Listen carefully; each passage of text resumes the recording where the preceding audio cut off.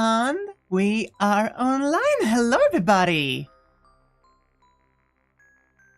Hi. Anya seems to not be here right now immediately, but hello. I forgot that I was muted. Don't worry about it. Very professional setup we have going here. Don't No worry. sweats. Hey. We are on time and on the day this week, so we literally no one can complain about anything. Consider me suspicious. Something has to be going wrong.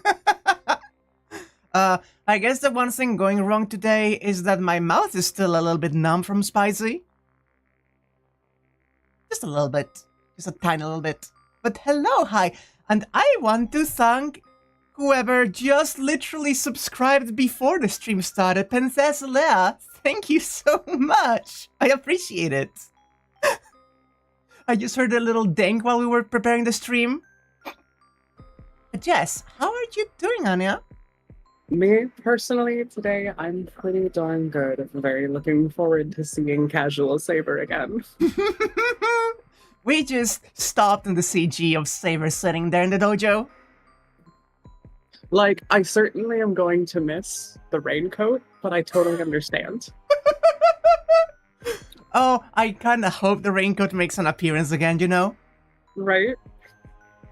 But what if Saber just wore the raincoat as a cape behind her?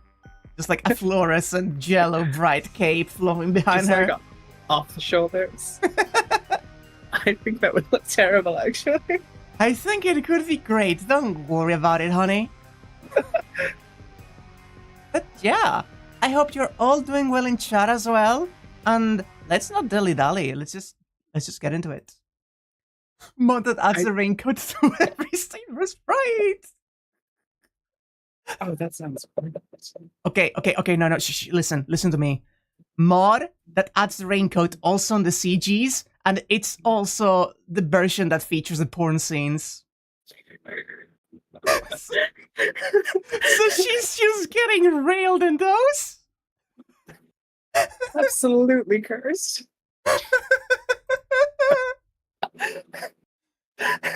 God, I love Fate. Have I told you how much I love Fate? I'm just imagining like the rhythmic squeaking of like rubber galoshes. It's the worst thing ever. Oh, I hate the word galosh specifically. It sounds like a filthy onomatopoeia. It does, doesn't it? I've never in my life thought about that way, but you do have a point. Why is this game not showing on stream is my question. Give me one moment, chat. I am in our side of the stream, all is well.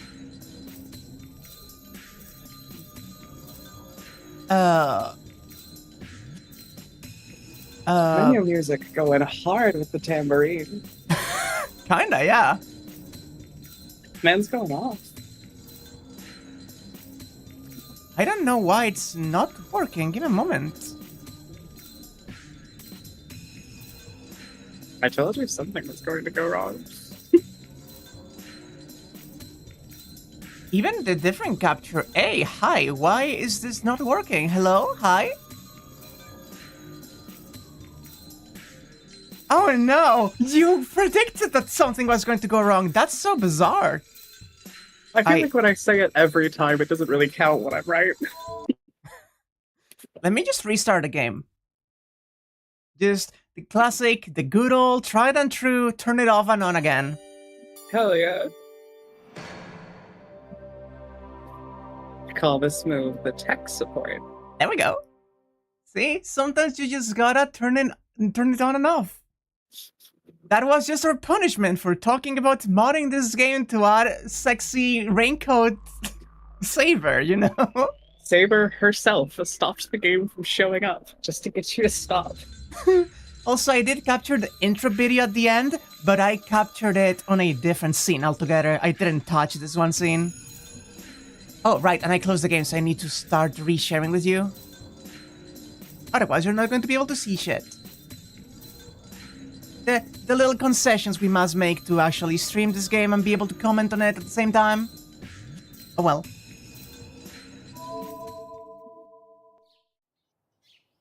And immediately we're blessed with this image again. I'm not. Oh, now I am. Now you are. There we Oh, go. there she is. Oh, there she is. The girl, just waiting. We're ready, chat. Sorry for the little delay there. Silence. A space filled with tranquility. The sunlight shining in is white, and it makes her and the dojo into one. She's so fucking pale that the light just shines on her, and she blends with the rest of the background. Don't worry about it. A complexion with all the beauty of plaster and drywall. I'm so sorry, Saber. I can see nothing amiss in her dignified posture. Just by sitting there, she stiffens the air in the dojo. But there's nothing cold about it. It's because her figure is so pure, it makes me forget even about the cold winter air. Even the sound of my breath is a nuisance. The girl, sitting Japanese style in the corner of the dojo, is definitely the girl from last night. The girl who appeared just before I was killed by Lancer, and the girl that mercilessly slashed him with her sword. Her golden hair, that was reflecting the blue moonlight, is now one with the warm sunlight. That really makes me remember. This is exactly what I felt when I first saw her. The girl clad in armor, slashing her sword to silently overwhelm her opponent. I wasn't surprised by how out of world that scene was. It doesn't matter what she's wearing. It probably couldn't change even if she was covered in mud. The girl that moved me deeply is still in front of me. That is why I forget even to breathe and continue to stare at her. Honey, you still have a wound in your stomach that you're recovering. Please breathe. You need that. I think he's fine. He's not fine. He almost got dissected last stream. We've all been there. It's walk it off. Forgetting about Masters, the Holy Grail War, and everything. In this instant, I have completely accepted Saber.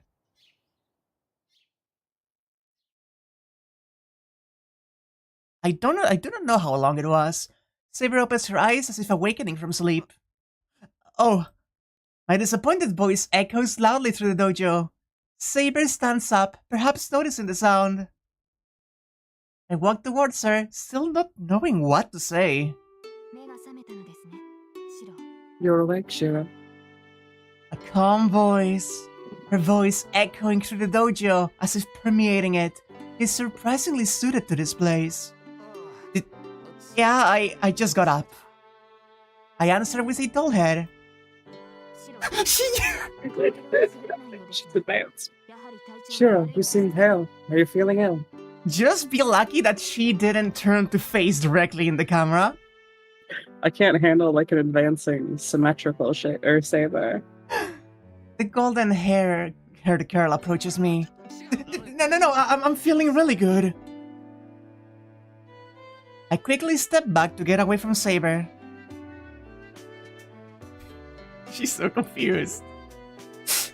Looking away from Saber, who is tilting her head questioningly, I calm down my pounding heart. Calm down, what am I so tense about? I so knew he was going to be the biggest fucking Saber simp this side of fucking Fujuki. And that's saying something considering Rin lives around here too. We love fail boys and fail girls in this house. I take a deep breath, but it doesn't seem to die down quickly. In fact, I don't think it ever will. Why has he changed? I complain without meaning to. Saber's clothes have changed dramatically since yesterday. She's wearing normal clothes, completely unlike her armor. You are not immune to Saber. I know that so well. God, I know that so well now. Thank you, Fate Run Order, Chapter 2, Chapter 6. It's rather unexpected, and I'm troubled by it. She's terribly beautiful. I thought I figured that out yesterday, but it really hits me now. Perhaps her armor looks so surreal that I didn't notice yesterday, but If she dresses like a girl, as a healthy guy, I'm troubled. As a you're not healthy. You're the opposite from healthy, my boy. You have not only physically, you have so many layers of unchecked mental illness, it's not even funny. Sure. I tense up the moment our eyes meet. But I didn't look for her so as to not talk to her. I'm troubled, but I can stay quiet forever. It's Saber, right? This will be the first time we sit down and talk, but I make up my mind and talk to her. And then... Shiro, before that, there's something I'd like to tell you about last night. She interrupts my words with a sullenness that makes her earlier calmness seem like an illusion. Oh, alright. What is it? It's about last night. You're my master. It's troubling if you take such an action. Battle is my work. You must concentrate on your role. If you go and die in vain yourself, there's no way I can protect you. She's just berating him. Yeah, you go, Saber. Saber says so, clearly. That makes the tension I was feeling vanish.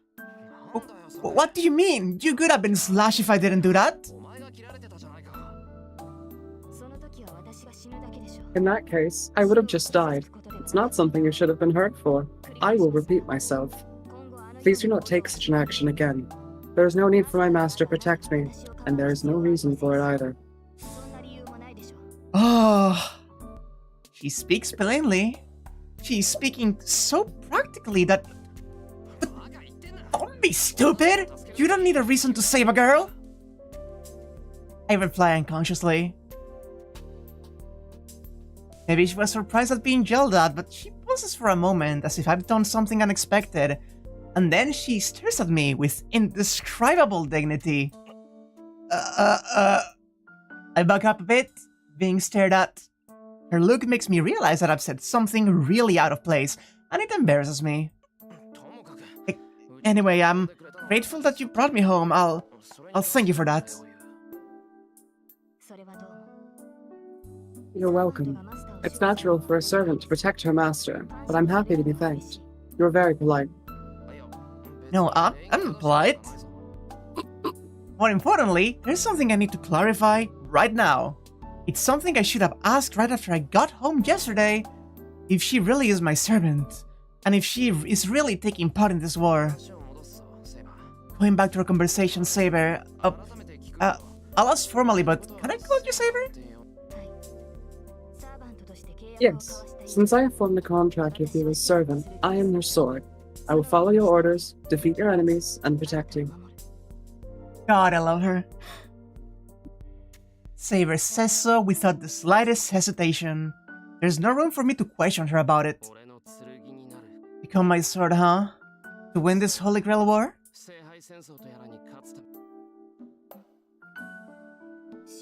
Is that not why you've summoned me? No, I summoned you because... I can't say it was by pure accident.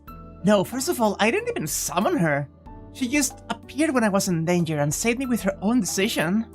The result is the situation we're in. I became Saber's master and I was dragged into this thing called the Holy Grail War. Not one bit of it was my intention. I'm just an amateur magus that was dragged into this battle beyond my abilities. What of it? I've already convinced myself that I have to fight. I can't complain now. I shake my head lightly and stop whining. That's it. I said I will fight. So I cannot even talk about running away. This will be the last time I will talk about or think about whining. No matter how the decision came, I have decided to fight. Shiro? It's nothing. Just dissociating a little bit. My guts are still rearranged. But Saber, there's only a small chance of winning if you stay with me. I don't have the powers or the brains of Tosaka, so tomorrow might end up being like today. Are you okay with that? Does that mean that you lack the will to fight? I have the will, I just don't have the chance of victory, so I'm asking if you're alright serving such a master. This is a battle I have decided to take on. So... I think it's wrong for someone to get hurt in my place. Even though I'm weak, making Saber fight, and... I can't stand letting a scene like that happen again. You are my master, Shiro. This fact will not change. A servant does not have the freedom to choose its master. That's true. That's why Saber is my servant right now. Then I should try my best not to burden her too much. Alright, so you're content I'm your master? Yes, but Shiro, I will not allow defeat for my master. If you have no chance of victory, I will make one for you. I will use every means possible to have you obtain the Holy Grail. Oh, she's so good! She's so cool. To obtain the Holy Grail, huh? Tosaka said servants also have a wish they want granted. So servant must be no exception. That is why she has no doubts. But that means... Hold on, Saber. You said any means possible, right? Does that mean you do not care what measures you take to win the war? For example, attacking people to gain... I cannot finish. Saber is looking at me like I'm an enemy. Shiro, that's not a possibility. I can only do those things I will allow myself to do. I cannot betray my beliefs. It's against the knight's oath to hurt those who are unarmed.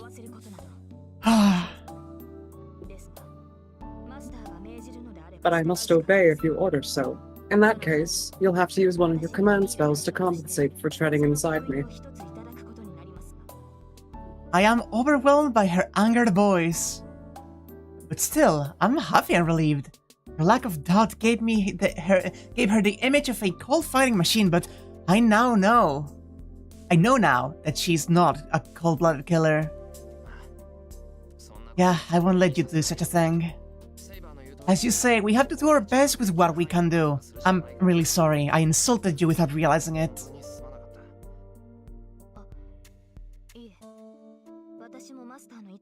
No, I jumped to a hasty conclusion without knowing your intentions. You're not at fault, so please raise your head. Little blush. Oh, sorry, I apologize without realizing it. These two are going to kill me. I can't deal with these two. I raise my head. I don't know what's funny, but Saber has a small smile on her face. Well, I'm glad she's smiling, so I won't ask her about it. I forgot to tell you. I said we'll do whatever we can, right? As one measure, I've decided to cooperate with Tosaka for a while. Remember Archer's master? Who you were with for a while yesterday? You know, the one you almost fucking killed on the ground? You know, that one. You mean Rin? I see. That is certainly an intelligent choice. There will be many things you can learn from her until you become a suitable master. Thank God. If Saber agrees, I can proudly cooperate with Tosaka. The only other thing I need to ask her right now is... Which heroine is Saber? Is she alright? Or where did she get those clothes?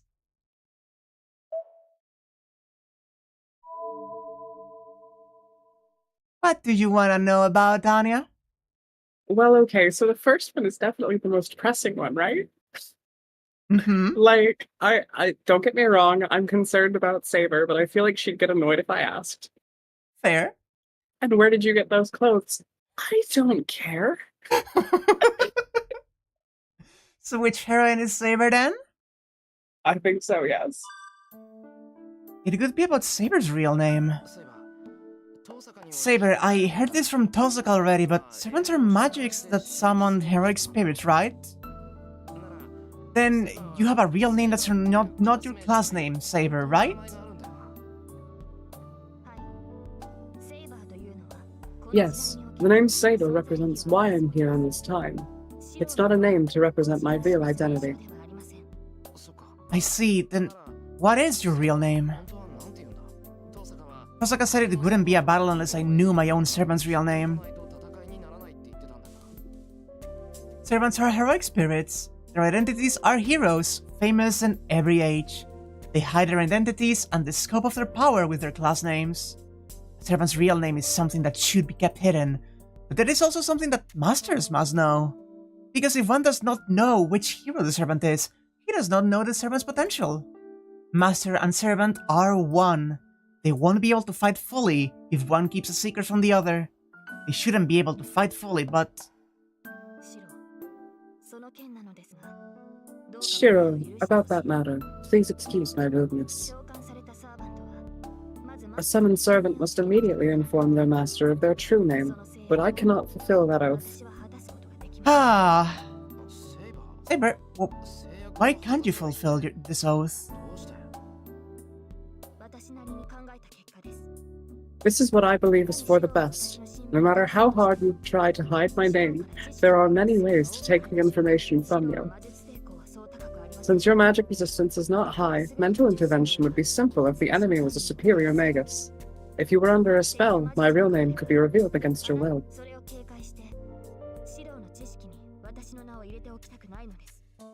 I would like to prepare for that and not have my real name within your knowledge. Fair enough. Fair enough. Looks at Stay Night hiding identities, looks at every other Fate media failing to do so. Listen, at one point, you can only go so far with that gimmick. It makes it more exciting too when you know some of them and then there's others that are just complete unknowns, you know? I think it's fine if we know a lot of them just by default. It's okay. Oh, I see. That's right. I gotta give it right away if they use suggestion on me. And informing the master of your real name is for normal master and servant. Even if I knew Saber's real name, I wouldn't be able to come up with an effective plan. Most of all, I don't care about it. Alright, let's keep it a secret then. We have to take care since I'm inexperienced. It helps me if you say that, but then I am not someone that famous. I should be a few ranks below Berserker, and it would not do too much even if my name were revealed.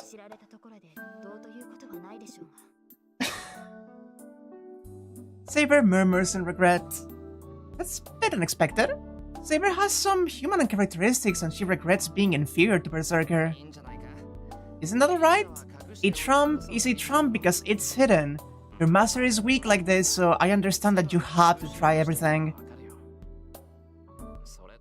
A few ranks below Berserker as though that narrows it. And Berserker, he's unfair. There's nothing to be ashamed of, and from my point of view, you aren't inferior. You had that big wound that you were exchanging blows straight on. Yeah. You were right. I suffered defeat last night, but the result should be different once my wound heals. Yeah, I hope so. I give an empty response and look away. That was a surprise attack. When she smiles, Saber is...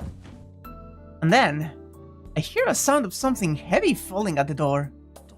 Huh? I turn around, wondering what it was. Please tell me it's Fujine. There. Oh! It's Tosaka with a big bag at her feet. Huh? My mind freezes. Tosaka, who supposedly went home, is at my dojo. She's wearing normal clothes for some reason, and why does she have that big bag?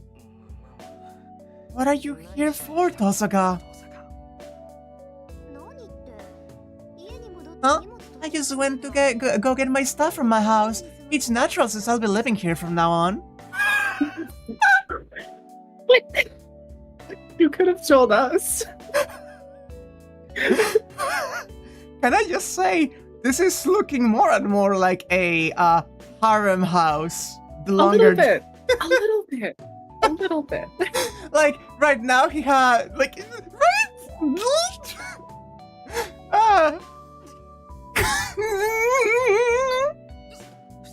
Live? You mean living in my house?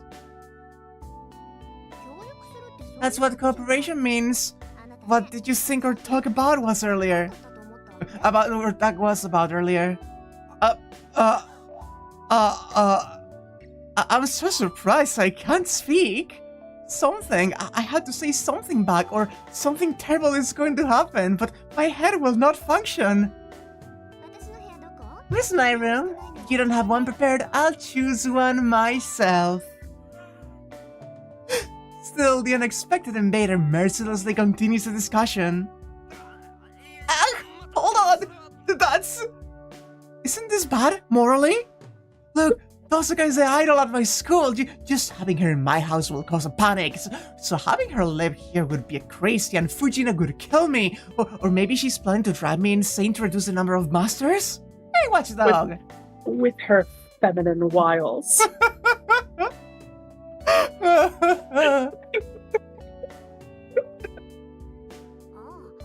Why don't you prepare a room for her as well? Your servant takes up space unlike my archer, so you should give her a place to sleep. Well, if just one bed is no problem for you, then I wouldn't mind. Wait, that means sleeping in the same bed, right? Of course I won't. What are you saying? Well, I'm not saying anything. I wouldn't do such a thing. Saber is a girl. You're missing the point, but oh well. That's what Shiro says, Saber. He says he doesn't like to be in the same room with a girl.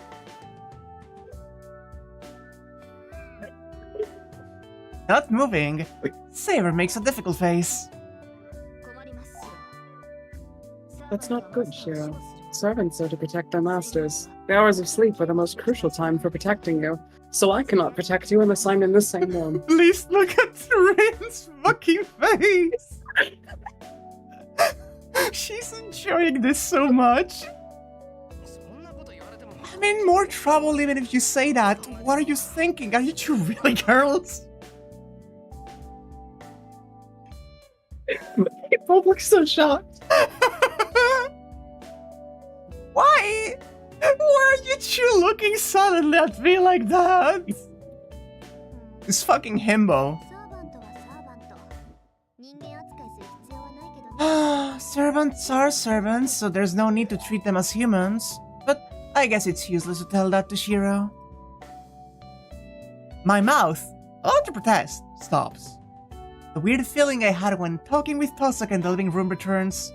Actually, I figured out the cause of this feeling. Hold on, Tosuka.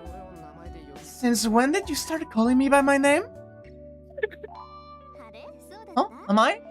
I wasn't really conscious of it, so it must have been a while ago. Rin said servants don't have rights. Listen. Literally the very first thing she did was trying to assert her dominance over Archer, and immediately use a command spell to have him obey every single command she wanted. All I'm saying is that if she could parade that man around in a collar and a leash, she would. Jesus. She would! No, she would! That's the kind of woman she is. You know it. That is exactly the vibes I feel we're intended to be picking up on here. But also, Jesus. On the other hand, by just the way she has been talking about Saber, for someone who doesn't want to give them rights, she sure wants to be colored by Saber instead, you know? I think she's exclusively straight when it comes to dominance, and exclusively gay when it comes to the other way around. I don't know about that, because then you have her rival at school, and I think they're kinda, you know? Okay, but you gotta understand that there's layers in these complex and elaborate rituals. Right, she has to put up a fight. Yeah, she's just brooding, right. This is the in-depth analysis you're all here for. Like, all that history shit we read last sesh, boring as fuck. Let's talk about queer dynamics. Yeah, exactly. Let's just talk about Shiro's polycule, and I killed Anya! Oh no! I really don't want Fate Stay Night to be the thing that kills me. Oh. There's better ways to die. It was. I think you've been calling me that for a while. I see. I'll be careful if you don't like that, but... You don't like it? Tosaka says so plainly without realizing how I'm feeling. Jeez, it's just like you said, Issei. I think Tosaka-rin is a real devil. Fine. Call me whatever you like. I don't care. Whichever you prefer is fine. Really? Then I'll do that.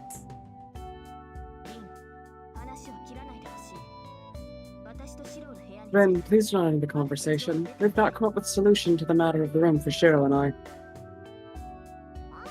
Oh, of course, but it will be hard to stay in the same room with Shiro, acting like that. You could even say it will be difficult to stay the night, you know? There's no point in treating a servant like a human, but why don't you give up since Shiro doesn't want it? The Rin sprite right there is the most get a load of this guy face I've ever seen. It really is. Also, I am. Listen, I'm just looking at the position of her fingers on her hand a little bit. She looks like she's about to throw a punch. Yeah. Like she's getting ready. That's incorrect. Shiro only said it would trouble him. He didn't say he didn't want it. Jesus. Oh, I love this. Well then, what did you say, Shiro? Oh my god, that fucking face. Hold on. Why, after only a day, does she keep on calling me Shiro like I'm a cat she found? No, that's not a problem, but Saber's room is.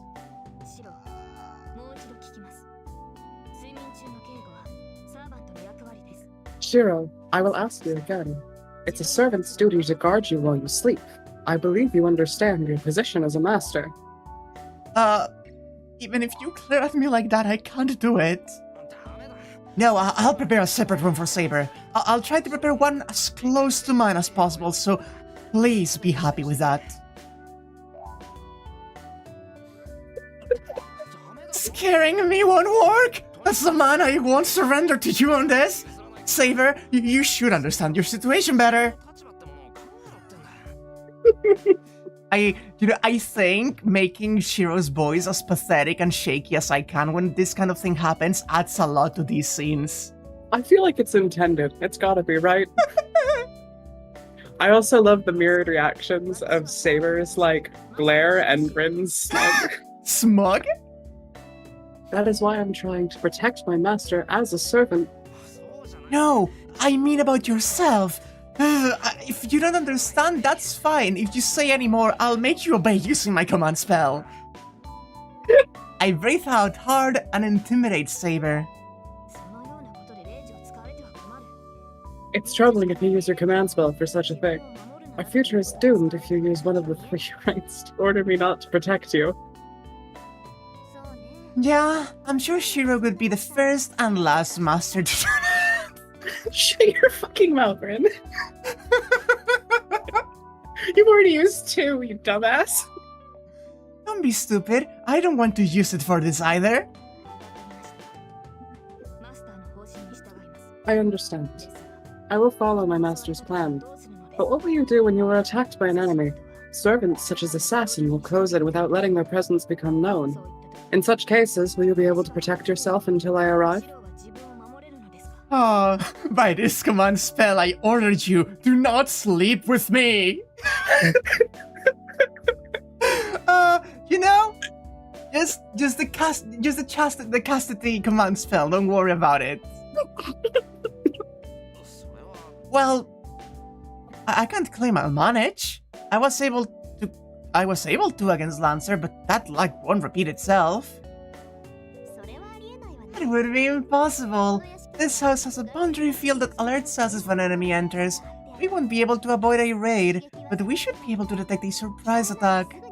in that case, you could be able to protect him before he was attacked, so you can just go ahead and stay in a room you like.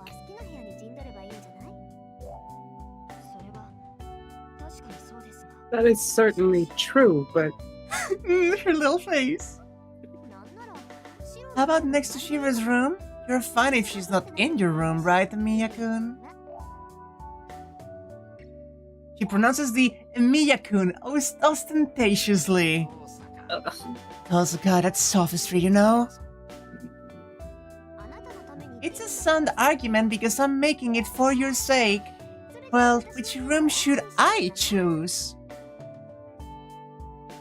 Tozuka walks to the house with her bag as if telling us the conversation is over. She looks cheerful, like a student picking her room on a field trip. Astounding. Her actions are so selfish. We just see her off with blank amazement.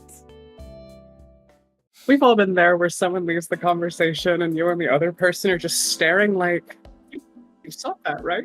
I guess bye. We return to the main building.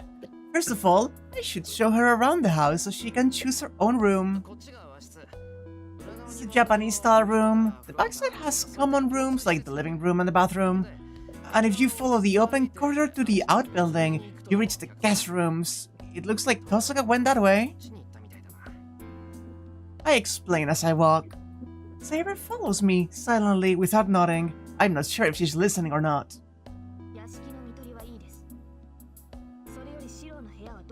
The map of the house is fine. Where is Shiro's room?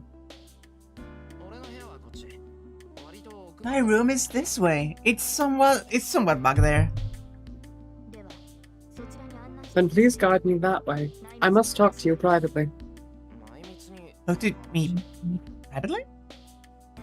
She doesn't want Tozuka to hear? Tozuka is in the outbuilding, so I think this place is okay, but she's a master after all. Someone could overhear us, so the open corridor is no place to talk secretly. Fate, Wakraya actually has a top-down map of the residence that's pretty handy for rocking the layout. Ooh, we know the layout. Huh. Here, this is my room. This is Shiro's room? Huh? Saber is surprised the moment she walks in. What? I don't think there's anything here that should be too surprising. No, there is nothing here to surprise me. There is nothing here. Is this really your room, Shiro? There's no point lying to you. I only come here to sleep, so it's natural there's nothing here. And I only fucking sleep 4 hours a night. Yeah, that's like nothing. I see. I was surprised. I thought you were a more assorted person. Saber enters the Japanese-style room and touches the wall to check the feel of it. It is a soft gesture, as if she understands the object's memory just by touching it. I'm relieved. This is a desolate room, but that does not mean it's treated badly. It's a simple but warm place. Aww. Or? Well, I guess so. I don't know if it's how the house is built, but this place is cool during the summer and warm during the winter. My father always said I took the good room. Yes, the room is the reflection of its owner, so I was worried about your spirit. But this will not change my impression of you now. Aww. Damn, Shiro, you live like this? Please don't tell anyone I live like this. Saber says this with relief, but I don't understand what she wants to say. So, what did you want to talk privately about? Male living spaces.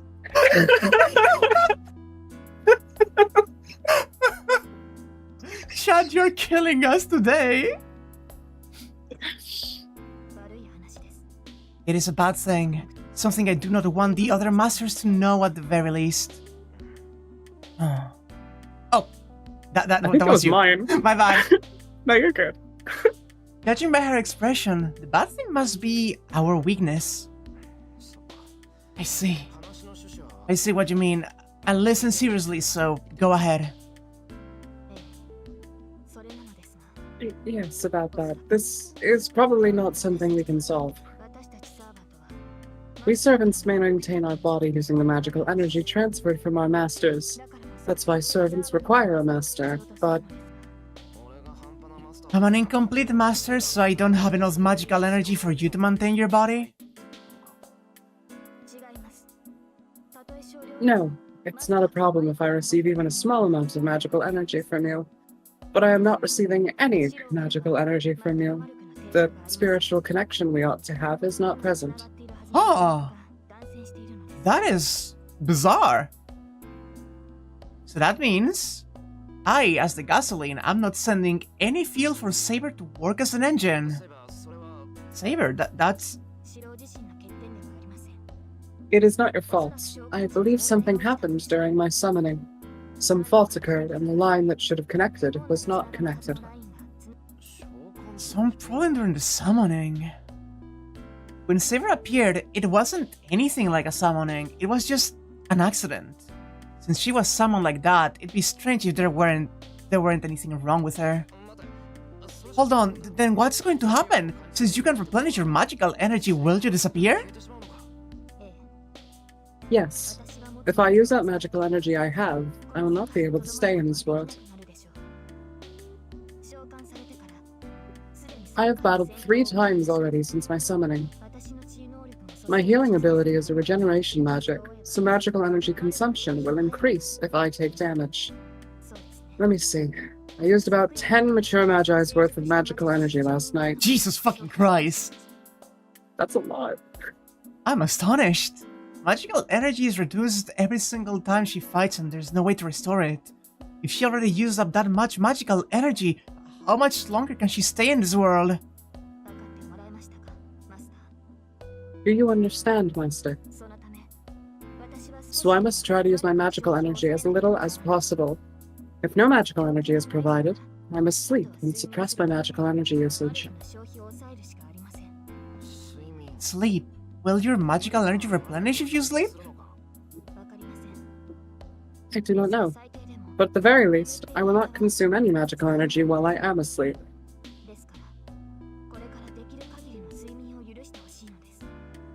So I wish for you to allow me to sleep as much as possible. I will not be able to constantly protect you, but I would like you to understand that this is a measure necessary for us to win. I'm just trying to read this very seriously without thinking about the eventual mana transfer jokes. I'm just not going to think about it. I sigh with relief. Thank God, if that's all it is, I'll accept all she wants. Of course that's alright. You can rest when you get tired. If that allows you to stay longer, that's so much better. He's such a nice boy, though. He's so sweet.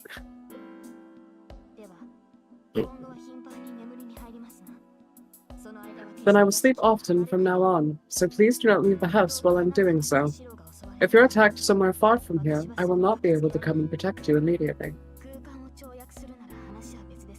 It would be a different story if I could leap through space, but servants with such an ability are rare. To call me from a distant place would require backup from the command spell, so I'd like you to try and stay near me. As much as I'd like to do that, I can't nod. I can't imagine living with Saber, and most of all, I have my own life as well. I'll try, but are you sure that's all? Did you sleep, you...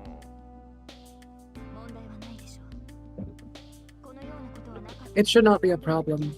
I cannot be certain, since this has never happened to me, but I did not fight even 7 times last time. Even if I do not defeat them, other servants defeat other servants. I see, so not everyone has to fight all the other servants. If all goes well, we can end this war pretty easily. The only people I am going to fight are those with inhuman attitudes. I'm sure that not all of the 7 masters are like that.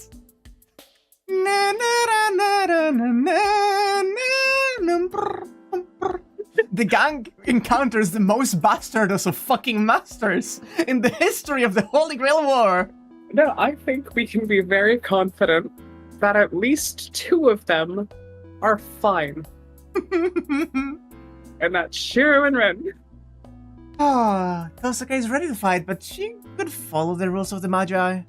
So the 5 remaining masters, if they all have human attitudes, I wouldn't have to fight. Saber said she didn't even fight 7 times last time, so this time... Huh? Hold on.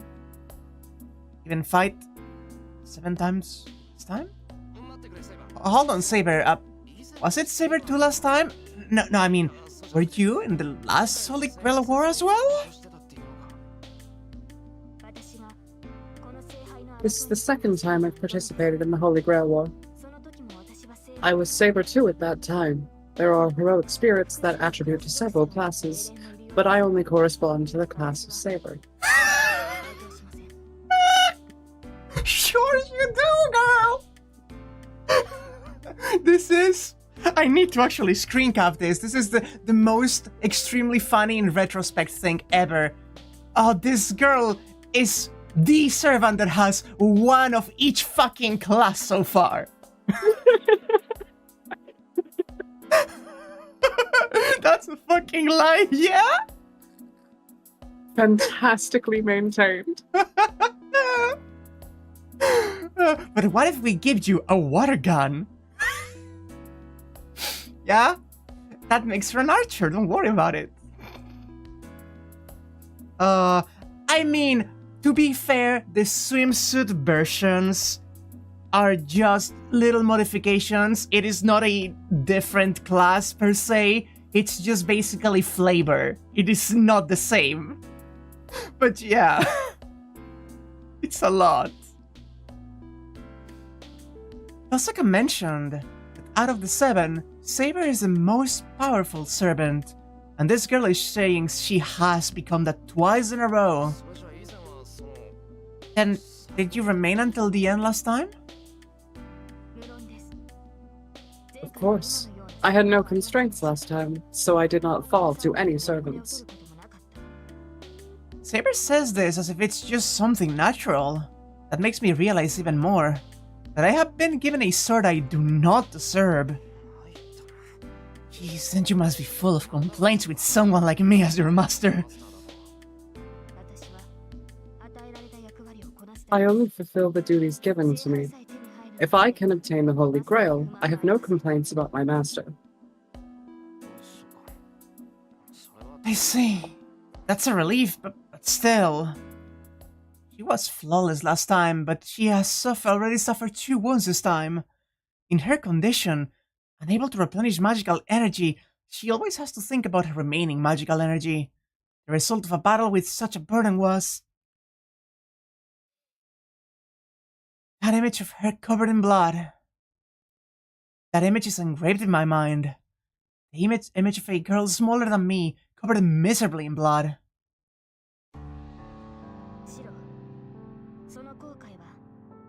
Shiro, such regret is useless. Huh? Saber's voice brings me back. When I raise my head, Saber's expression is serious.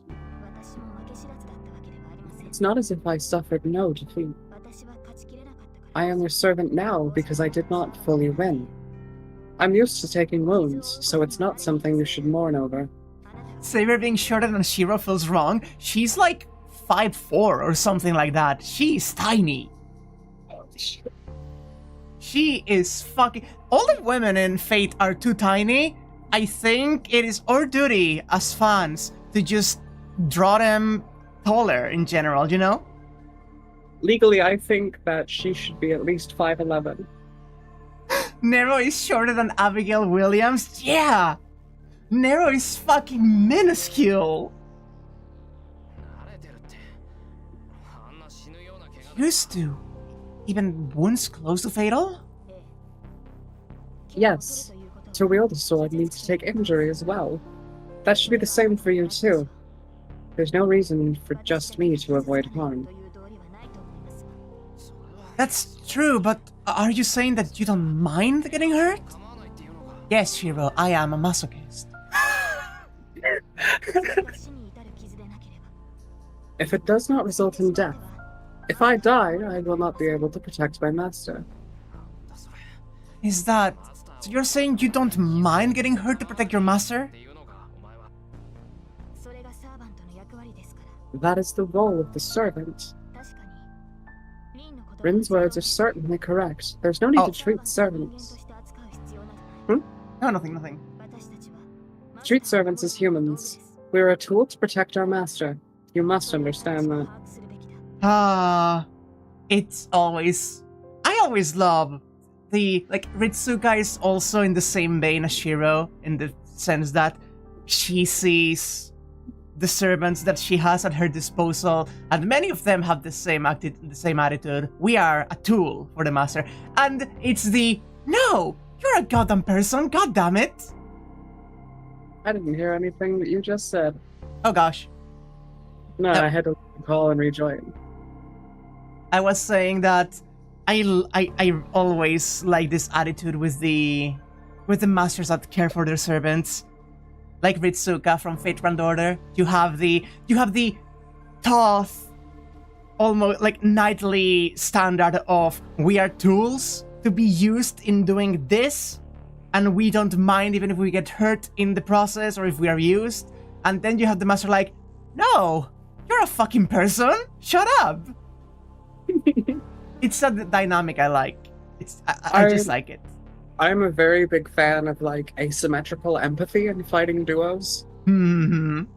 Oh, just another trope I enjoy that this series covers in spades. Cannot believe I missed it for so many years. Saying so, Saber walks to the sliding screen. Beyond it is the side room. This room wasn't all for me, so I never used it. I'll be getting some sleep. I will wake up at dinner time, so please let me know if you're going outside. Just like me, for real. She quietly opens and closes the sliding door.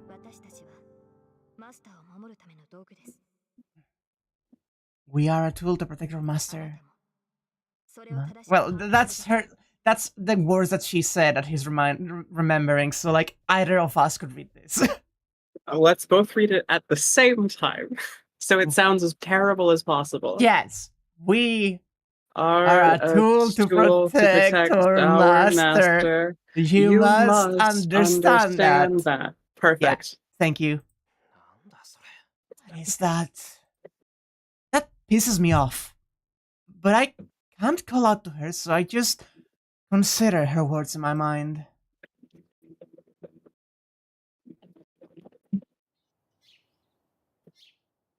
I sit on the porch and look up at the blue sky, absent-mindedly.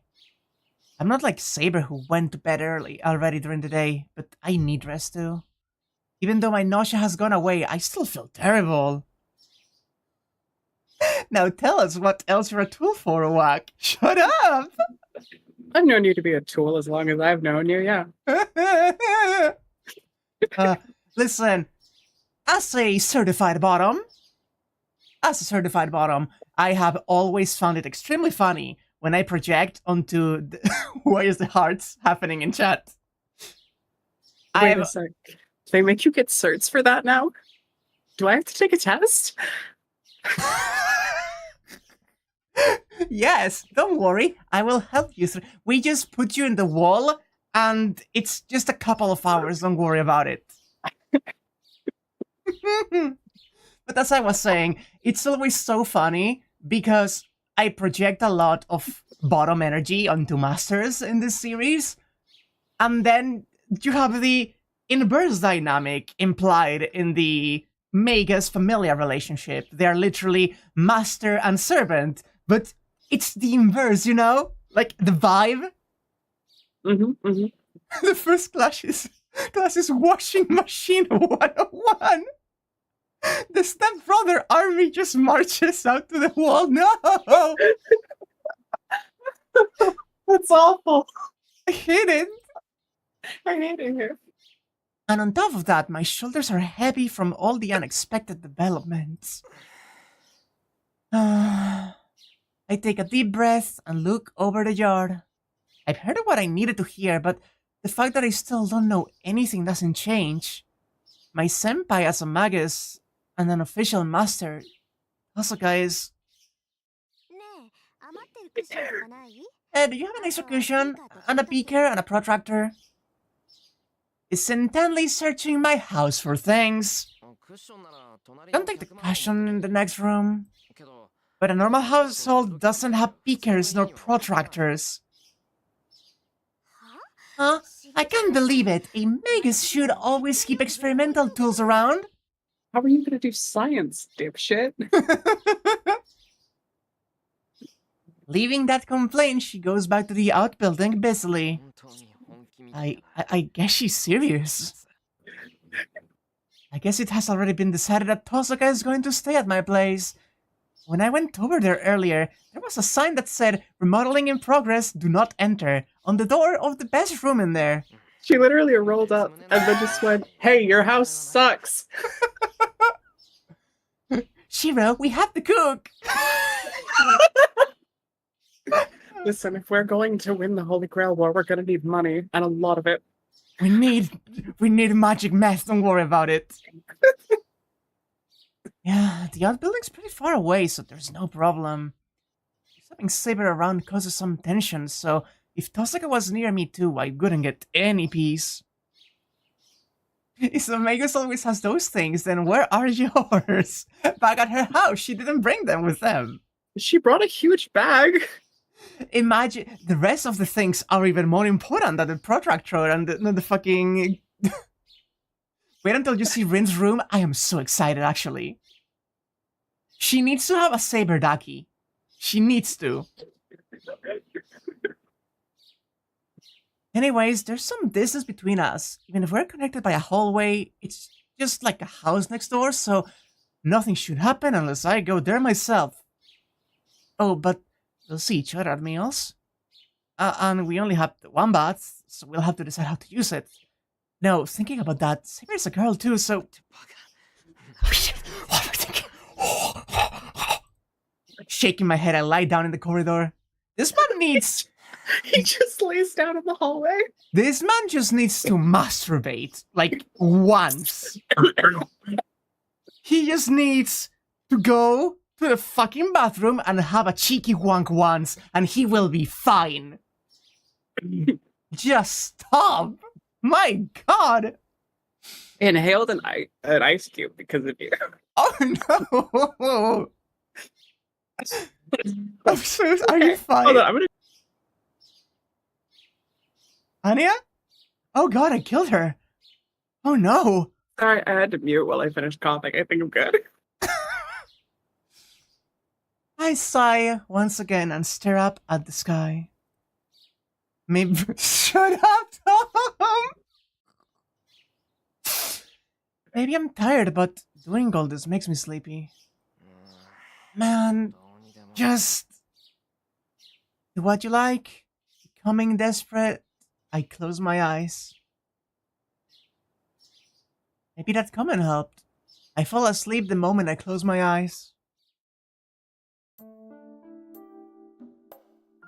Later, Saber, Tosaka, and I are in the living room.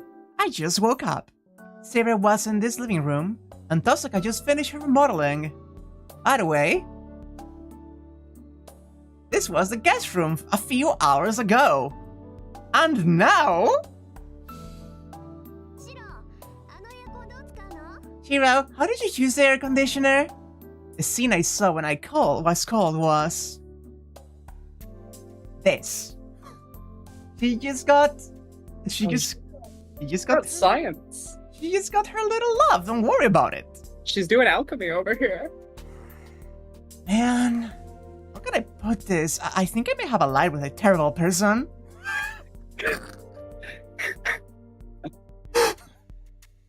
I love the constant shit talk of Rin inside of his mind. It's great because he's such a nice, polite guy, and then he's just like, I think this Rin lady's the fucking worst, but actually. But at the same time, he keeps liking her. Right? Like he's like, man, she's the worst, she's horrible. God, I still like her. God, I'm fucked up. She's kind of cute though, I guess. She's kind of cute when she just forces her way into my house and just makes it her own place. Issei was right.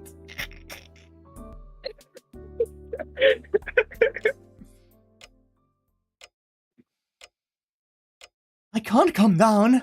These two are complete outsiders. I rarely have guests at this house, so that must make the situation even stranger. No, first of all, the appearance of these two don't really fit in this Japanese-style house. Well, it's about 7 o'clock now. Even though we're all in the living room, all of us staying quiet like this is not good for my mental well-being. She acts like she's gonna spit on me. God, I hope she does. Jesus. If you two don't mind, I'd like to talk about what to do from now on. Hold on. I want to decide on something before that, alright? Sure. What is it? About dinner? Shiro, you live alone, right? Well, yeah? Then you have cooked for yourself, right? Of course, I'll get hungry if I don't eat. That's reasonable. I see, then I have a proposal. How about we take turns preparing dinner? We'll be living together for a while, so that should be helpful, right? Huh. You're right, I was thinking of continuing as usual, but you're going to be living here. You're just like family. It's normal for you to cook, and it will be easier on me too. They're just arranging the chores as they live together. It's the worst part of having housemates. Then it's decided. So, let's say it's Shiro's turn today. It's late already, so let's have our meeting after dinner. Well, I don't mind taking turns for dinner, but what are we going to do about breakfast? Will we be taking turns too? Oh, breakfast fine. I don't eat breakfast. She's just like me for real, for real! Disgusting. What's that? Don't be ridiculous. You won't grow if you don't eat breakfast. Mind your business. Don't cut into my lifestyle. Anyways, you'll be preparing dinner. I won't talk unless you cook something good, okay? Rin starts every single day with a black coffee and cigarette. I needed you to know. I'm realizing, right? Because one of the first things we saw about her is that she didn't want to give the impression that she was running late by going outside with like the typical, still with the toast in her mouth or anything. I think she just doesn't have breakfast because she's worried she will be running late and she will be either looking ridiculous in her own eyes by having it on the go, or not have it one day and be cranky about it. So she has just decided to never do it. If they see me eating toast, they're going to think I'm cringe. But you are, though! Osaka glares at me irritatedly. Alright, I'll make something. Saber, you're eating too, right? Certainly. If you will prepare some for me. Food is an important source of energy. Alright, then be good, you two. Do not fucking misbehave while I do things. I grab the apron and go to the kitchen. Fortunately, there's about 3 people's worth of ingredients in the refrigerator. I started cooking rice when I woke up, so it should be done in about half an hour. I glance at Tosaka and Saber from the kitchen. They look like they prefer Western meals over Japanese food. It's unlikely that Saber, let alone Tosaka, will understand the taste of tofu and natto. Shiro glancing over his shoulder. Oh, these girls are white. No, more importantly, Saber may not be able to use chopsticks. I pondered this for a second, but I can't help it. There's only a limited range of dishes I can make that's with what's in the fridge. Oh my god, I couldn't. When you go to the sushi restaurant, they give you a fork. That's exactly what this feels like. Also, I think it's appropriate to say right now that there is both an anime and a Cooking Mama style spin-off of Daily Menu with the Emilia family, where it's literally just slice of life of these fucking dorks making meals. That sounds great. It's cute. I can't wait. That sounds fantastic. It's so good, yeah, right? I'm gonna need information after the stream. I think it still has spoilers because it includes like other characters you've not seen yet. Oh, heard. I can wait. Anyways, there's some tofu. After thinking for a bit, I decided to make some deep fried tofu. For soup, I'll make miso soup with seaweed and tofu. Have some chicken, so I'll make teriyaki out of it to make the main dish. It has a lot of spoilers, huh? Save it for after as a treat. Nice. That sounds great. I drain the water off the tofu, season the chicken, and cut the Japanese white radish while I'm at it to make salad. I grate the white radish, some green peppers.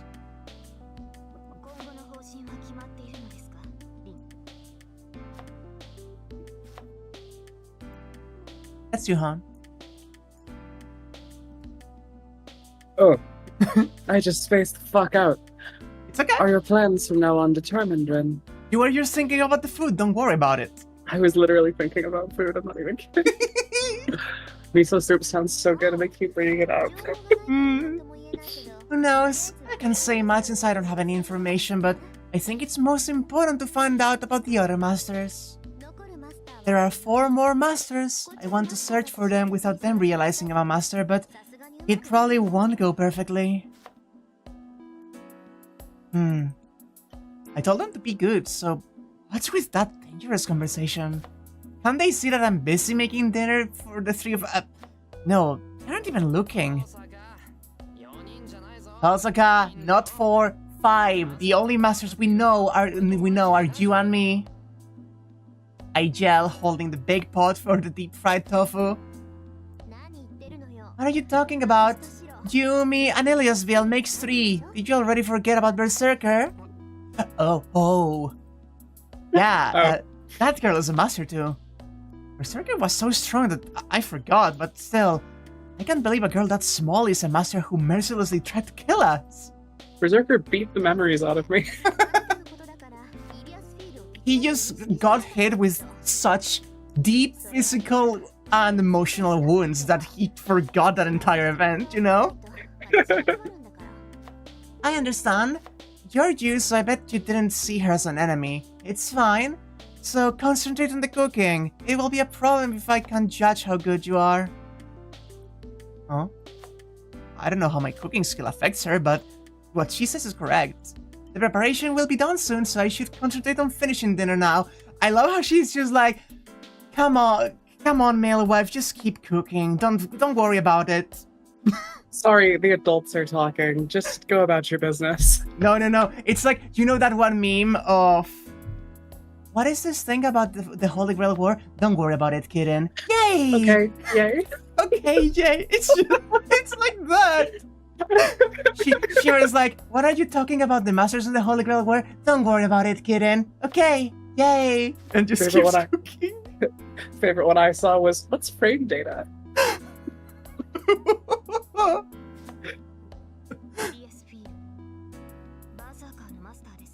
Eliasville, you must mean Berserker's master. Rin, you seem to know her. Yeah, I know her name. Einsburn is a Magus family lineage that has almost made it to the Holy Grail a few times.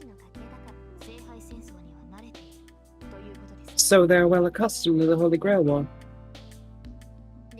I would think so. I don't know about the others yet, but I can't be wrong in saying that Eliasville is her biggest obstacle. Usually Berserker is a class chosen to strengthen a weak hero. It takes sanity away as compensation for strengthening the hero, but to control such an insane servant requires enormous amounts of magical energy. For example, if Ju became a Berserker. I would not be able to talk like I am doing now, removing all roles as a collaborator and specializing in battle as how Berserker is. But that is like subduing a wounded lion. A normal magus would not be able to control it. Interesting, subduing a wounded lion. That's the Heracles thing. That's the thing he did. Yeah?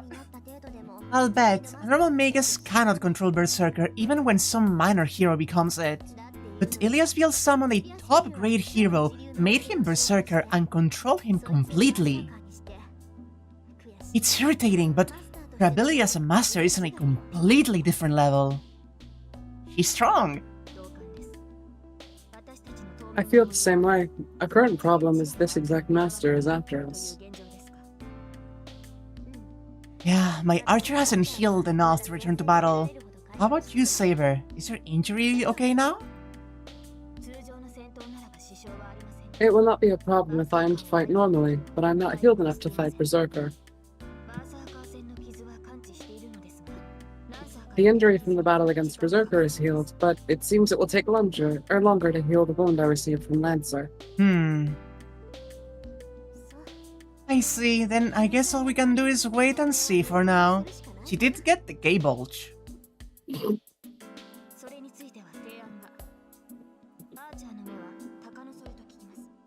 I have a suggestion about that. I hear Archer has sharp eyes. Would it be wise to have him keep watch around the house? That's what I've been planning to do. I'll have him keep watch on the roof, so we should know right away if anyone strange is approaching this place. This house has a boundary field that warns of intruders, so our defenses are perfect. Though, if Berserker comes and attacks us, all we can do is run. But you're continuing on without me. I'm a bit annoyed. I'm making dinner, so why are they talking without me? First of all, Tosaka is too friendly with Saber. Well, it's true that Tosaka isn't that friendly with me, so it helps if Saber talks to her, but... Huh? Fantastic. Hey, Paper Bears! Hiro is feeling excluded. He's the male wife right now. Right. Shiro being like, being a master is... And then Rin just pointing. Shiro, shut the fuck up and get the fuck out. I'm going to fuck your servant now. That's just the relationship in a fucking nutshell, isn't it? It's a incredibly burst. The face reflected in the glass of the kitchen cabinet looks disappointed. That's weird. Why am I angry? Alright. I prepared the dishes for the three of us and put the prepared dinner on the tray. I moved to the living room. Jeez, don't talk about dangerous stuff during dinner time. I put the tray in front of Tosaka. What are you angry about, Shiro? Or should I have at least helped carrying it out? I'm not angry, but weren't you not going to be friendly? I glare at her. Tosaka goes, huh? And after that... makes a frightening smile! We were just deciding on the structure for cooperation. Don't worry, I won't steal your Saber. Oh my god, you were right. You were entirely right. She's leaning into it. What the fuck? I told you! You think you say things because I'm saying things? No! That's what I think you're doing most of the time. I have Nasu in my brain. I know how the fucking mushroom thinks. You think I was joking? No! It's NTR! Maybe I didn't think, but I did hope.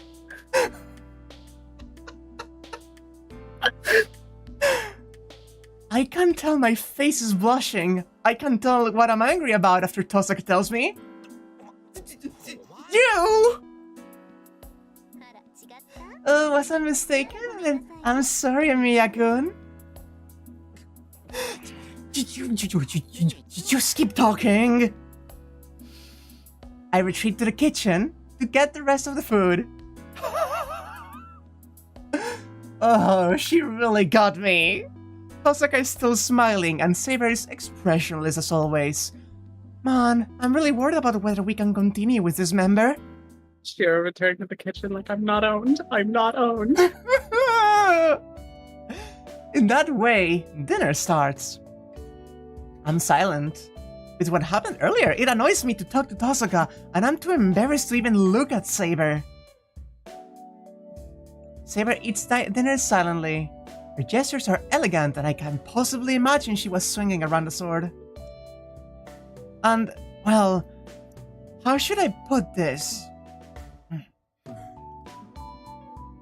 She nods every time she eats something she hasn't eaten before.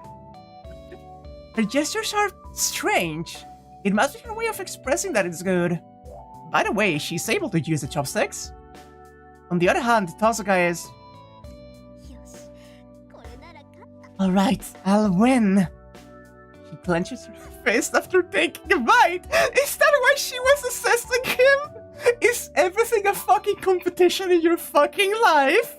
Do you just want to be the better cook? I can't with this bunch. These are like, if you put the 3 most frustrating like anime tropes next to each other and just kind of let them get all frictiony. Holy fucking shit. Literally in love. Wait until tomorrow, Miyashiro. He shakes her clenched face. God. Have I done something bad? I can't. I'm just speechless right now. This is so good. About what you guys were talking about? The two both raise their heads. Hold on. Even one of them is enough to tense me up. They shouldn't both react. Get one of you guys at a time, please. What are you referring to? About what to do from now on? You guys were talking about it while I was cooking.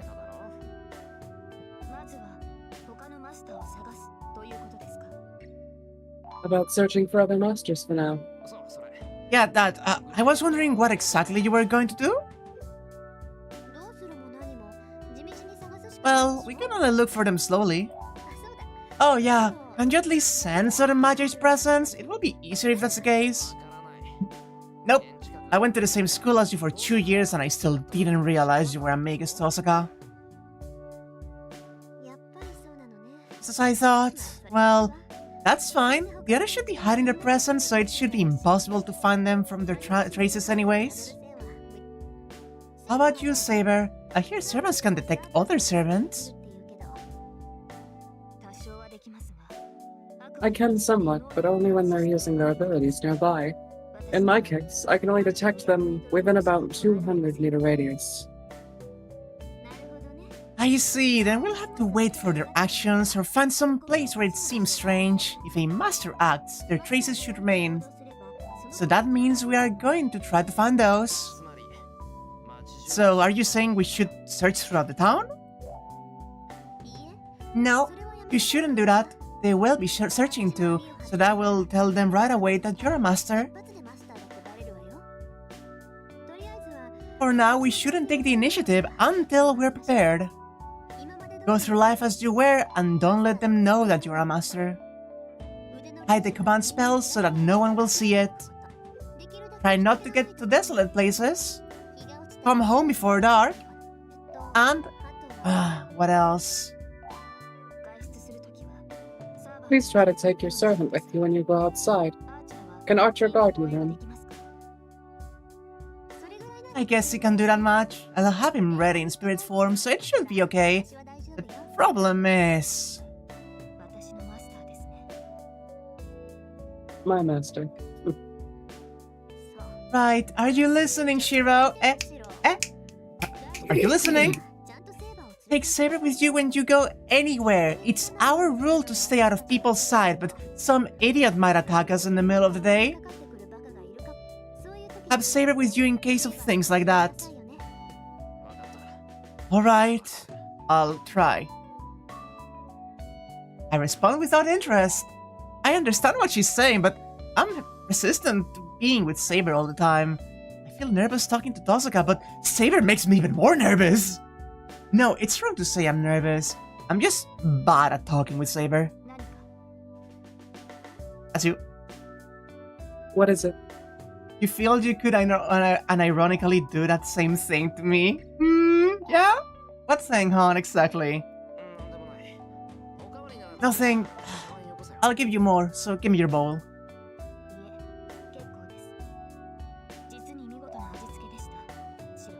No, I'm fine. It's very good, Sheila. I look away before I realize. I can't even look at her normally, so how can I stay with her all the time? It's no good though. Saber can't become a spirit, so she wouldn't be able to follow you to school.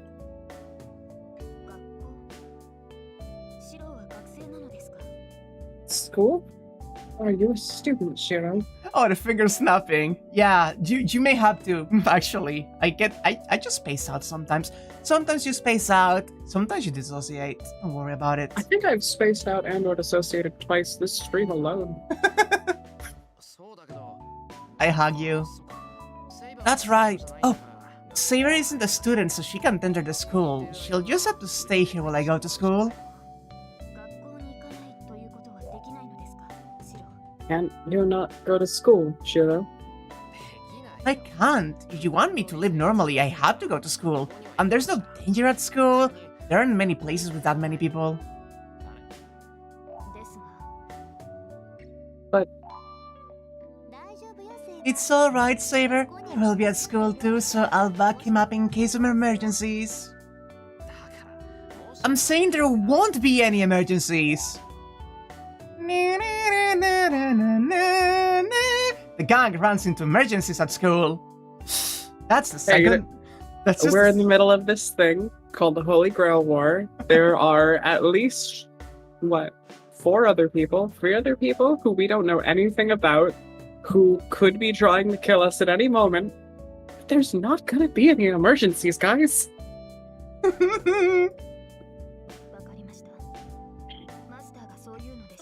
I understand. If Master says so, I will obey. Saber nods, though she looks discontent. Just enroll her like the new transfer student. That's what we usually do, you know? Listen.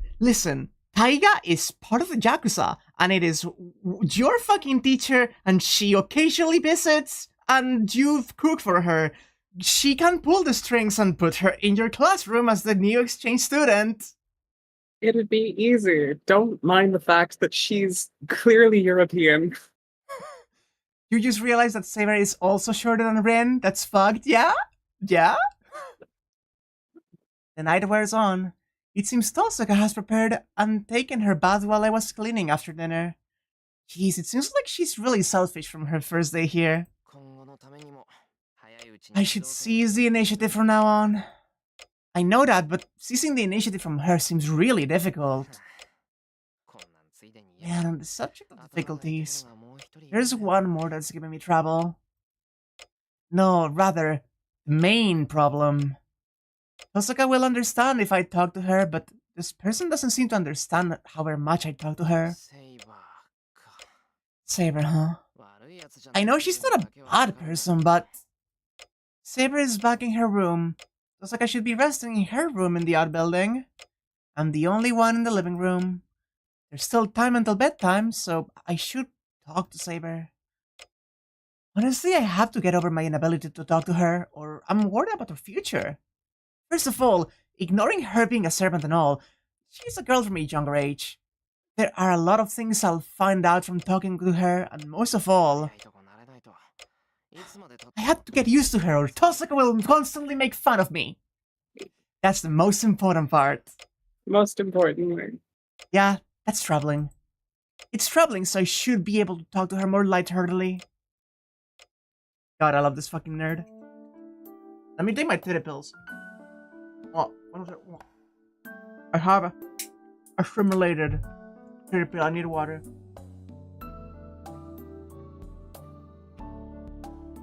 The only one shorter than Saber is Elia. God, if she was shorter than Elia, I could fucking... I returned to my room. Next door, past this one small sheet, is Saber's room. I need to learn to talk to women or Rin will call me a virgin again. Saber, are you? She kind of did though. Didn't she realize that he had never held a girl's hand before and called him out on it? I am awake. Is something wrong, Master? Opening the sliding screen silently, Saber enters. I hold onto my heart, pounding from having her actually in front of me. Calm down. Just going to talk to her as master. Shiro, you do not look so well. Have your wounds opened up? No, that's not it. I'm fine already. Are you fine? Yes, there is no problem. With my current condition, it should take some time to fully heal, but I am still above my average. I should be able to match anyone other than Berserker. I love her. It's not confidence or boasting. She's probably just telling the truth. I have no response. Saber's statement should be encouraging to a master, but I don't want such a slender girl to fight. Just kind of where we're at right now. I really enjoy the way we're setting up the masters, where we have like this one big obstacle that we just have to avoid. We have like our Resident Evil, like Mr. X, like stay away from the big guy, but everyone else you can deal with. Yeah, I kind of like that. But also there's the limitation of like, she says she can deal with them, but she has her limits because she cannot recover magical energy. And also like, I don't think she knows that for sure. I'll ask you something. Don't you have any other objective other than fighting? You're in this time, so don't you have anything else you want to do? Other objectives? I do not have such things. Servants are only summoned to fight. Any other objectives are useless. Your statements are misdirected. Shiro just wanted to fucking take you on a date, girl! I thought so. Pretty much asking one who was summoned to fight, not to fight. It's not that I want to tell her that. Well, how should I put this? Saber is lacking in humanity. It would be fine if she were only going to fight, but she's in front of me as an actual person. So it's wrong for her to just fight. If Saber is actually here, I have to have her do something she enjoys. Hey, Saber.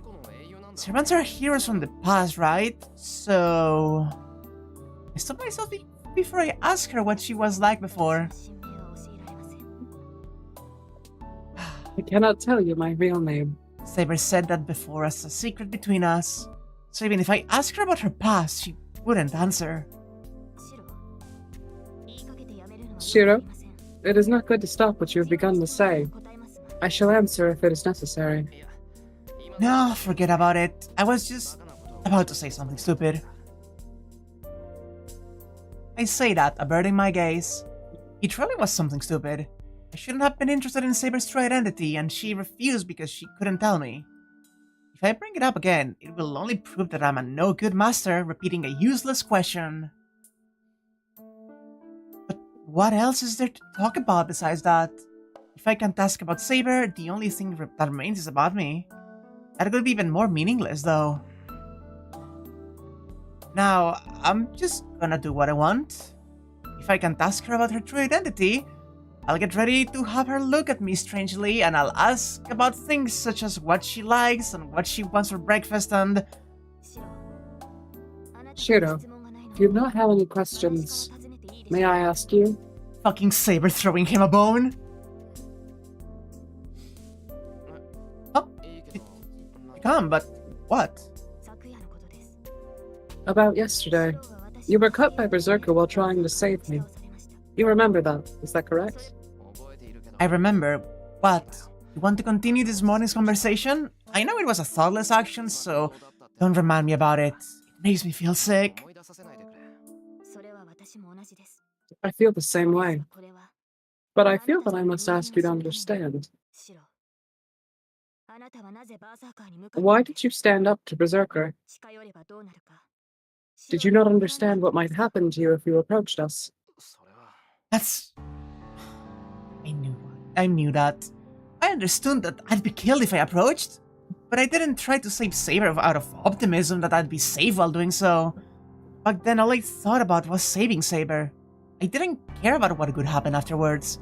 At that time, the most important thing was to save Saber. Probably it was just that my fear of not being able to save Saber was greater than my fear of getting killed. Sorry, I've forgotten.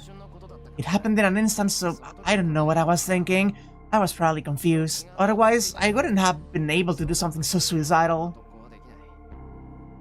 Perhaps because Saber's eyes were so serious. I don't tell her the truth. I just say something to get out of the situation.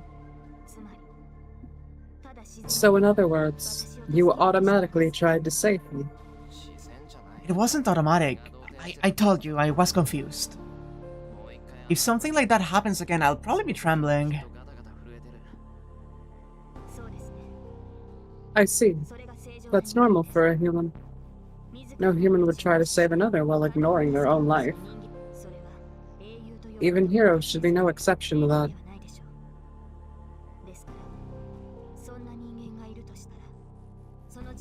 So, if someone like that exists, they would be lacking something. If he continued with that missing thing, only tragedy would await. She's calling out! She's calling you out on your ideals! Nice martyr complex, idiot. Her deep green eyes are trying to tell me something. Wait, green? Yeah, they're green. Oh, I'm colorblind. I thought they were blue. Nope. She has blue motifs on her dress and her armor, and she has green eyes. They're like a bluish emerald. I think I saw the blonde hair, and I couldn't make out the tone, so I just assumed it must be blue, because it looks blue. I take that and... Your persistent, Saber. I told you I was just confused. I'm scared of death too. I can't be a saint. If something like that happens again, I'll save myself before you. I deflected with heartless words. That is good. It should be no problem if it was just a misinterpretation on my part. Yes, you certainly are a coward. If you do not make any mistakes, you will become a proper magus. Hey, what was that? Do I look like a coward? Yes, very much so.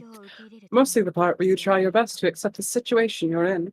Such wisdom is sometimes called as cowardice. It is the same as saying that a man without fear cannot be wise. She must be relieved. Saber says this, smiling a bit. That gesture is so lovely and elegant. Because of it, I cannot think of anything else to say, and we end up staying in the room together a while. Cute. Fucking cute. Aww. Fucking cute. And night falls. It's not like I need to talk to Saber or Tozuka, so bedtime comes as usual. It's 11 o'clock. Lights in the house are turned off, and the people in it sleep to prepare for tomorrow. I can't sleep. Oh no. He already gets so little of that, he's fucked. I open my eyes, still on my side. It's a room I've grown accustomed to sleeping in, but it's different today. Why can't I... It's so quiet, so why can't I hear Saber's breathing in the next room? No, I know, if it's so quiet, it's only natural for me to be able to hear what's going on in the next room. And being able to hear her sleeping makes me imagine her sleeping. Aw, is someone hyper-vigilant as a result of trauma? Oh my god! You didn't need to... this man has already gotten killed 3 times. You didn't need to murder him a fucking 4th. Damn it. I can't sleep like this. I'm tired of the cell. I climbed out of the futon, trying not to wake Saber, and I retreat to my usual place. It's the shed, baby! Thank God. I thought Saber would notice, but she must be pretty dull. Maybe she just sleeps deeply. And 14 really went, oh, is the little baby super careful because he got traumatized as a little kid. Boo! No, I wasn't trying to be condescending.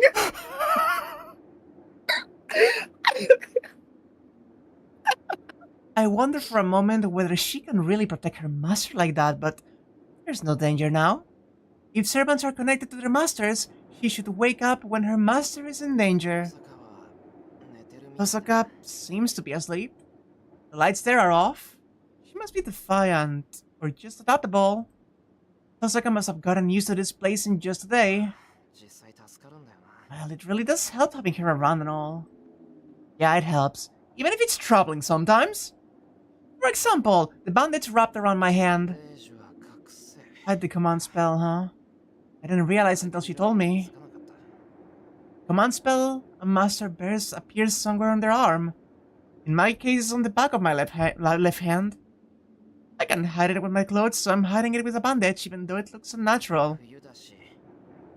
It's winter, so I'll wear something long over it.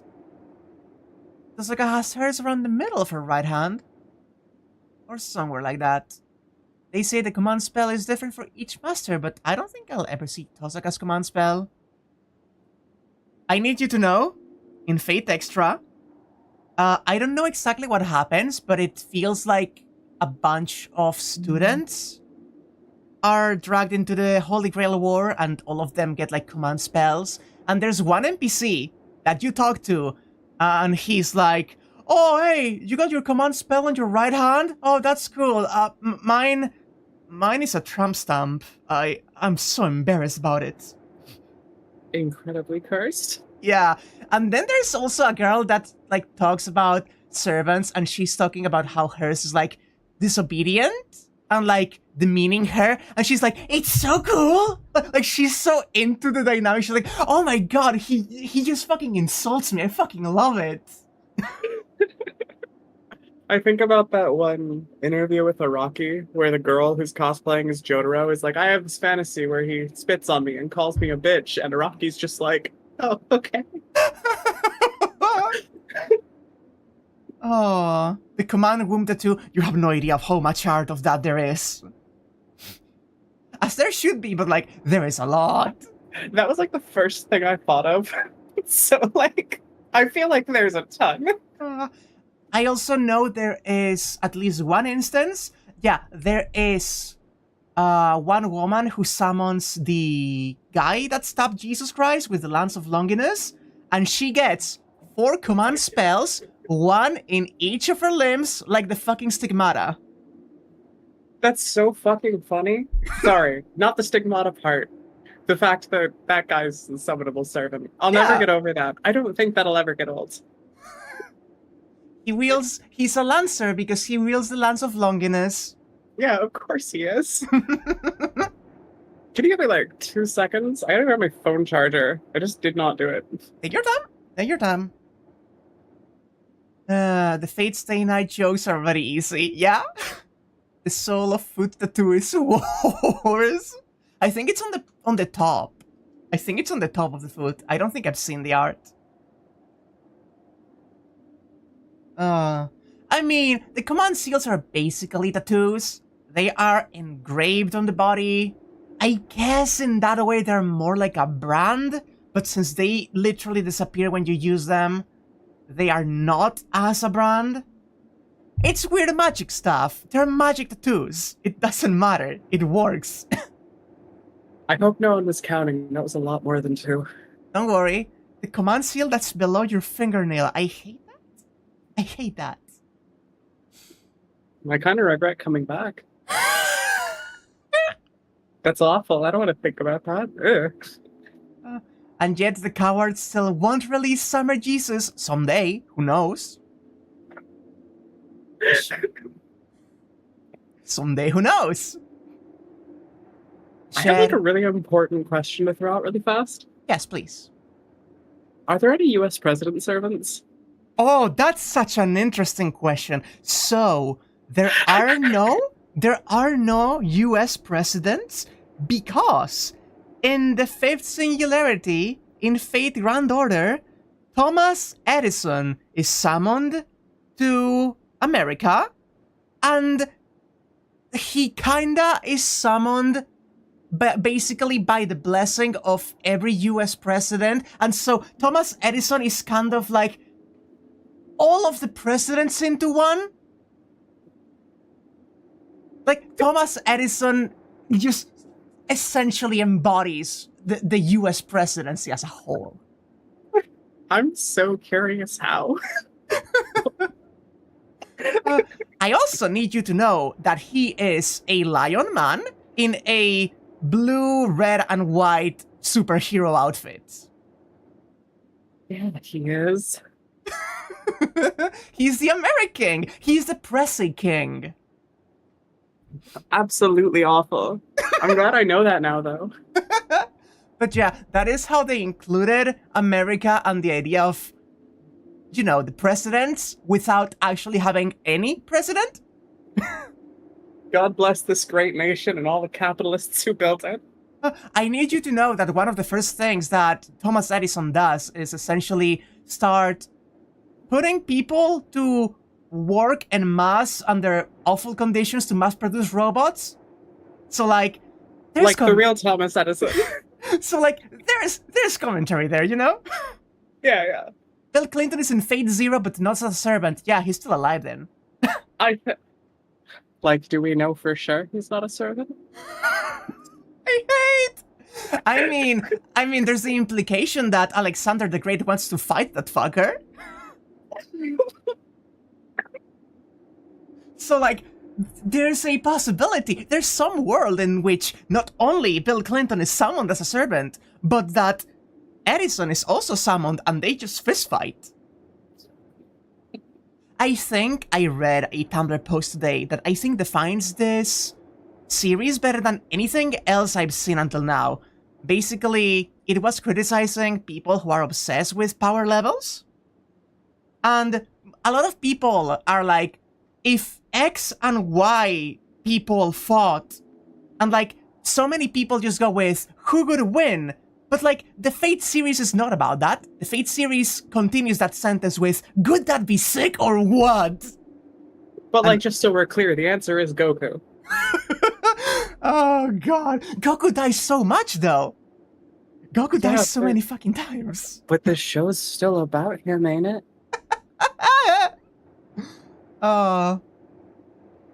Alexander the Great does explicitly says he wants to cross the Pacific and beat up Clinton. I love him. God bless. The shed is silent. This is the place where Lancer cornered me yesterday. And where Saber appeared. The door is still open and the inside is dark as if denying anyone's entry. This darkness is familiar to me. The old building that I used to play in, a place you could call my real room, stands silently in the cold winter night.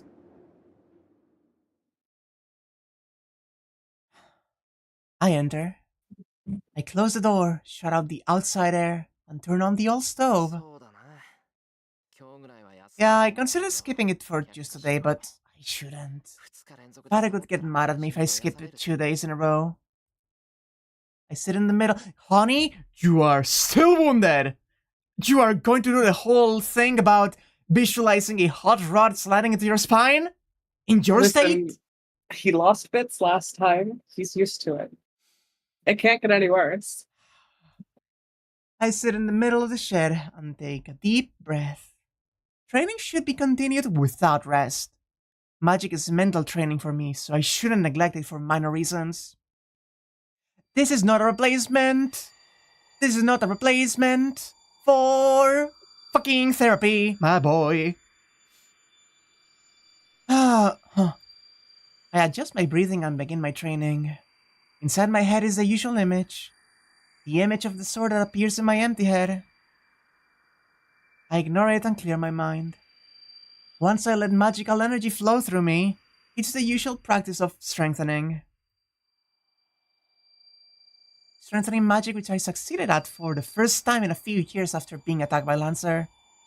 I had to repeat it before I forget it, and make sure I master it or it will be a waste. Trace on. I half close my eyes and release the contents of my lungs. Right now, this is all. Everything goes away once I'm concentrating on this. The Holy Grail War, Saber, Osaka. If I empty my mind and forget all the doubts I have, I should be able to sleep tonight.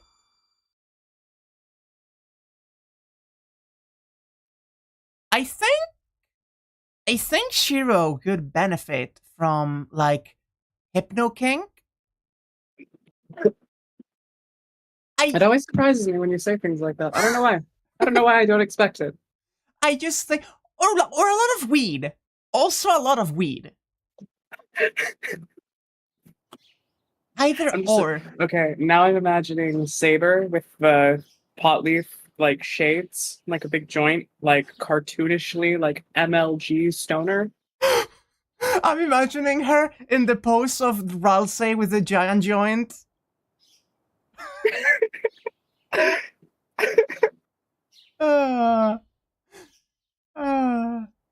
With this, you're gonna go to bed. Goodbye, Todd. I'm so sorry. You should have just said hypnosis. Honey. Honey. Honey. Honey. We're talking about fate. We're talking about fate. Also, you know what stream you're in. Yes, but even if it wasn't this stream with me, which is already expected because it's me, it's fate. I don't need to insert the kinks. The kinks are already inserted. To be fair, a bit of time, time, into just being happy little kid and being able to come back. Yeah, no, see, I just think he should just ask Tosaka. She's there now, you know? I'm sure she's good. I feel the white sunlight upon me. There must be a draft. I feel a cold wind and slowly wake up. Oh, it's the shed. I pick my body up and shake my sleepy head. I see. I fell asleep here yesterday. After yesterday's routine, after the training to create another sensation within me, I must have been too lazy to return to my room. It must still be before 6. I should prepare breakfast. It's Rin's... Oh, right, no. Rin does not have breakfast. I fold up the blanket, straighten up the thing I failed to strengthen yesterday, and head back to the house to wash my face.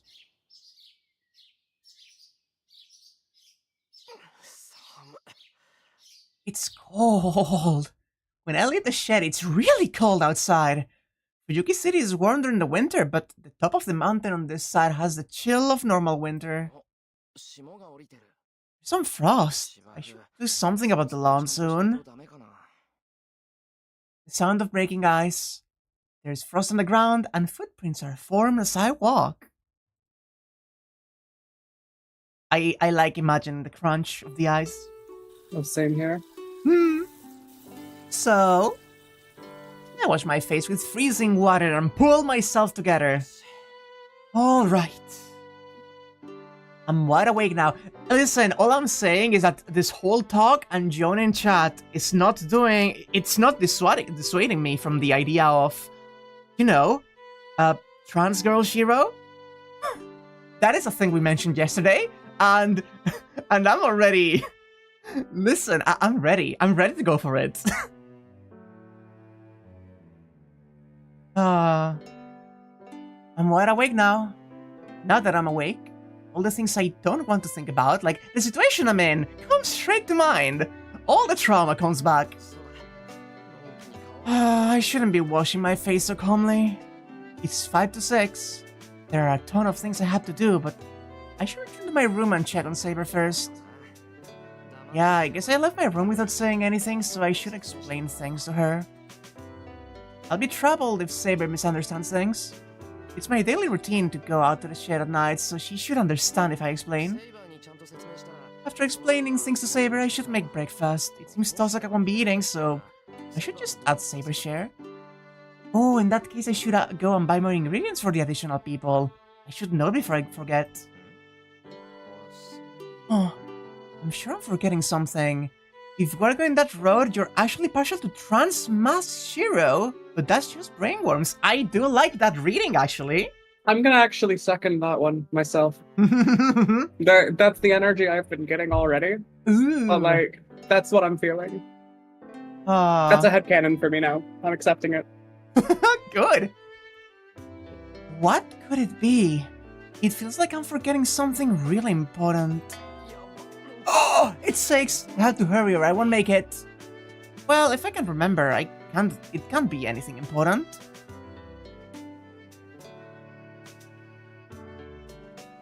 I quietly open the door. The room is just like it was yesterday. There's no sign of Saber waking up in the middle of the night and searching this room. I guess she didn't realize I escaped the room last night. It's kind of a letdown. I thought Saber might notice. He wanted to be berated. Or did she need to sleep so much that she couldn't notice? I see. That must be what she means when she said she needs to sleep frequently. She's sleeping as close to me as she can, so she can come to me in case something does happen. By the way, it won't make much difference where I go, if it's within the house. I can detect intruders from the boundary field. I should be able to protect myself for about a minute with that, and Saber should be able to come save me in a minute whenever I may be in this house. Did anyone get the same moment of being tense at hearing I gently open the door? A little bit, maybe. Oh god, no, right. Oh god, DDLC. Oh god. Oh. Sorry, just, it popped back to mind. Just another thing that I've never seen. If you ever have the vibes to stomach something like that, it's a very good game, but it will destroy you. I've been destroyed plenty, I'll pass. That's right, and if it's the shed, there will be plenty of places to hide. Anyways, I shouldn't be scolded at for what I did last night.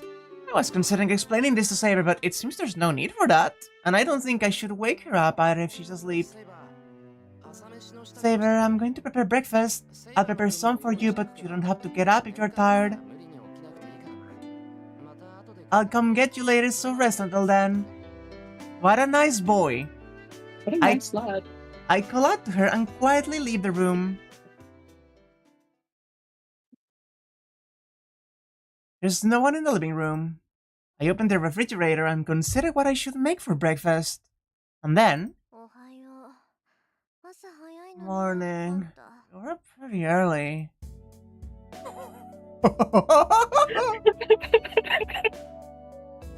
Tosaka comes in, looking like she's in a real bad mood. I have never related more visually to something in my entire life than this exact sprite of Tosaka. Tosaka? Oh, did something happen? Nothing, I'm always like this in the mornings, don't worry. You slide! Tosaka crosses the living room like a ghost. She's even transparent! Hey, are you alright? You don't look alright. I'm telling you, don't worry. Oh my god, when I wash my face. How do I get to the bathroom from here? Don't take that hallway. There's a bathroom in the hallway by the entrance if you're going to wash your face. Oh yeah, there was one there, wasn't there? I'm not sure how much she heard, but Tosaka waves her hand and leaves. Rin's my favorite fucking character, oh my god. She's really good. I'm so glad I gave you her outfit in the thumbnail. Right? I just predicted it. How could you Meanwhile, have guessed that I love tsunderes? meanwhile, I put the... I guess I'm just wearing the uniform, but I basically went for the Sakura vibe myself. And then, just as Tosaka disappears into the hallway, I hear a bell informing me of a visitor. Hiro, someone's here. I hear Tosaka's voice from the hallway. Oh, don't worry about it. Only my friends come at this time. It will be Sakura arriving at this time. Sakura has a spare key, so I shouldn't need to go get the door. She never listens, even though I keep telling her she doesn't need to ring the bell. Sakura is like a member of the family, so she can come in when she wants. But she's polite, and she only comes in after saying, "Excuse me." It must be one of Sakura's good points, but if she's considered all the time, she'll... Like you're someone to say anything? My man? Kinda funny how both in the regular and abridged version, Ren is your favorite character, and it's not even remotely close. The more Fate you see, the more you notice the abridged one isn't even that exaggerated. Yeah, no. I'm losing my shit over Shiro. There's a weird fucking cat outside. Hold on. Sakura is at my house?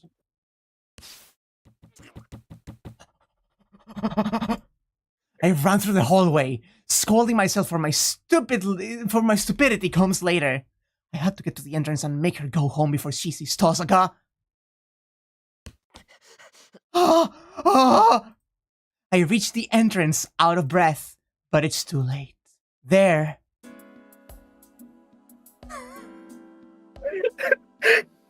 Is Tosaka greeting the guest, even though I didn't ask her to. And Sakura just stands there, surprised.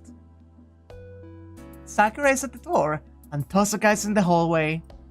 With an indescribable tension, the two look at each other. Come on, Shiro, get out. Good morning, Mato-san. Are you surprised to see me here? Tosaka asks, as if looking down on Sakura from the hallway. That was you. I remember. Tosaka senpai? Her face asks, why? Oh, no! Sakura looks up at Tosaka with fear in her eyes. Damn it! I can't call out to them. They're ignoring me and staring at each other. There's no room for me to say anything. All I can do is think how to explain things to Sakura, but before I can think up a good explanation... Senpai, what is this? Sakura looks at me as if asking for help. Well, it's a long story. It's not long, I'm just staying over here. Clearly. Oh, sorry, I just bumped the mic. She cuts off my sentence and just states the point. Senpai, is that true?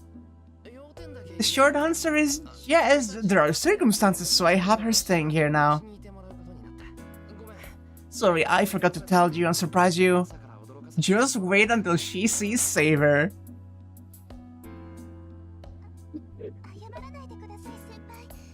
Please don't apologize, Senpai. I certainly was surprised, but that's fine. But what you said, you really... Yes, this is what Shiro and I have decided. The head of the household, Shiro, decided so that's how it is. But why do you gotta smoke? You understand what this means, right, Mato-san?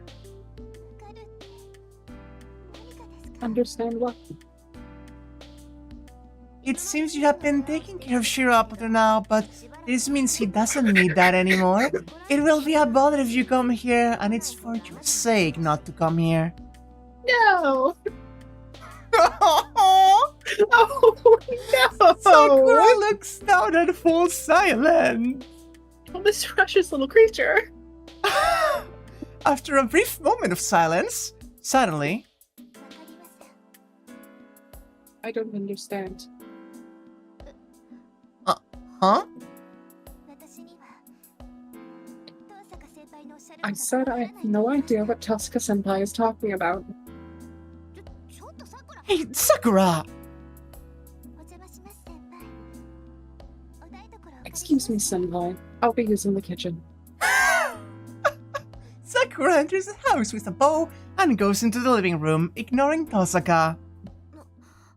Huh? Tosaka is standing there, astonished. She's not taking it. She's just not fucking taking it. The same goes for me too. This is the first time I've seen Sakura act like that, so I don't know what to say. No, that is surprising, but something else was unexpected too. Hey Tosaka, how did you know Sakura was coming over to my house? I don't remember telling you about it. Huh? Oh, I heard about it before somewhere else. It's just a coincidence. But I'm surprised. She's always so energetic here. She's totally different from when she's at school. It must have been really unexpected, as Tosaka says this with disappointment. That must mean Tosaka knows Sakura pretty well. Sakura seems to have known Tosaka, so they must have had a friendship I didn't know about. Well, that aside... No, I'm surprised as well. That's the first time I've seen Sakura be so snappy. She's just the way she's at school when she comes to help around here. I'd say this is a special case. She's not losing in the wife war. Wife wars? That sounds like an American reality TV show.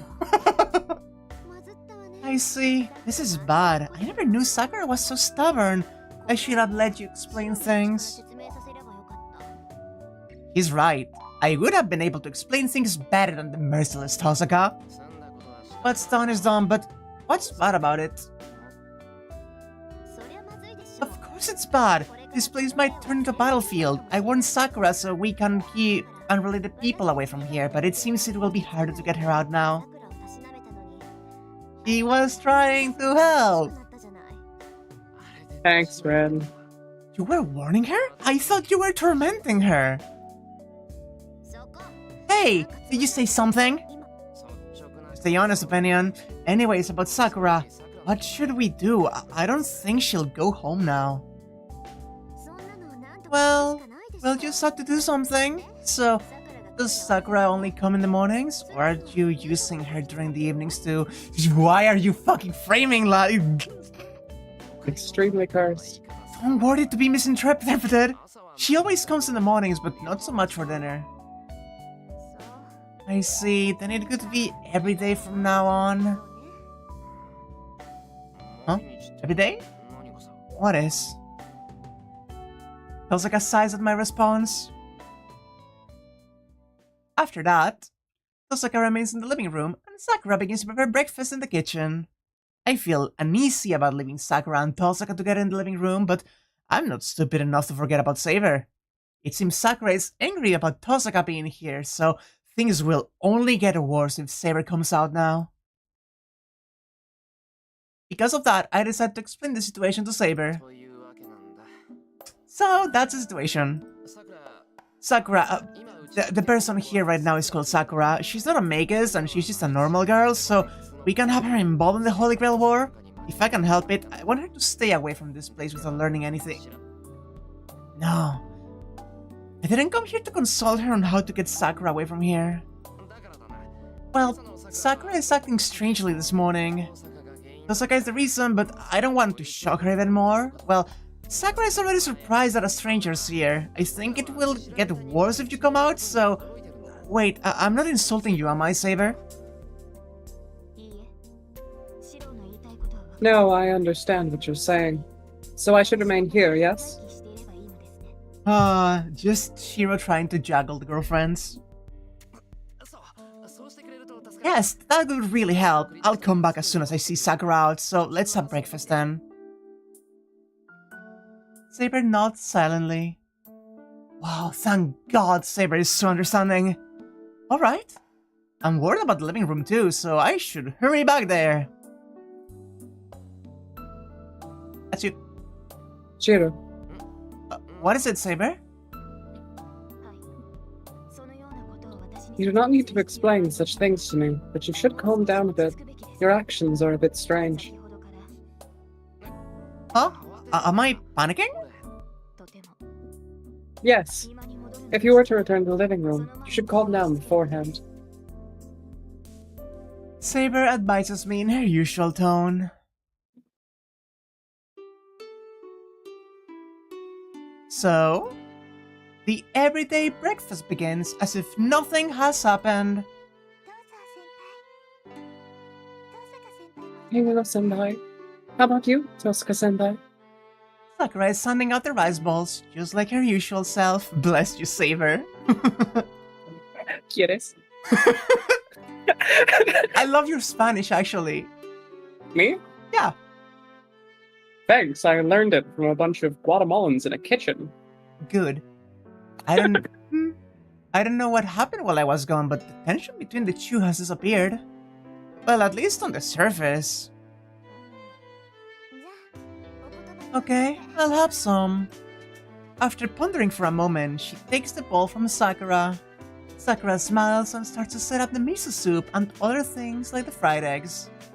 Tosaka watches her with a complex expression. Tosaka, I thought you weren't one to eat breakfast. I'll eat whatever is prepared. That's only polite, you know. I don't know what's bothering her, but she glares at me and picks up her chopsticks. Well, I guess it's good for you. Itadakimasu. And sorry to make you prepare breakfast, Sakura. Shiro getting a little revenge. No, this is my job, so please don't worry about it. Then I'll have some too. What a wonderful position you're in. What kind of king are you? Making your junior prepare your breakfast? Well, I'll ask about that later and just eat breakfast for now. If only she knew the fucking fighting they have to do every goddamn morning to see who the fuck cooks. Because both of them are exactly the same. They're people pleasers. No conversation. It's not a terrible mood. And anyway, it's not a terrible mood. And anyway, it's always like this during breakfast. Sakura and I aren't talkative, so it's natural for our meals to be quiet. So why is it that our breakfasts are always loud? Huh? Hold on. Something's clicking in my head.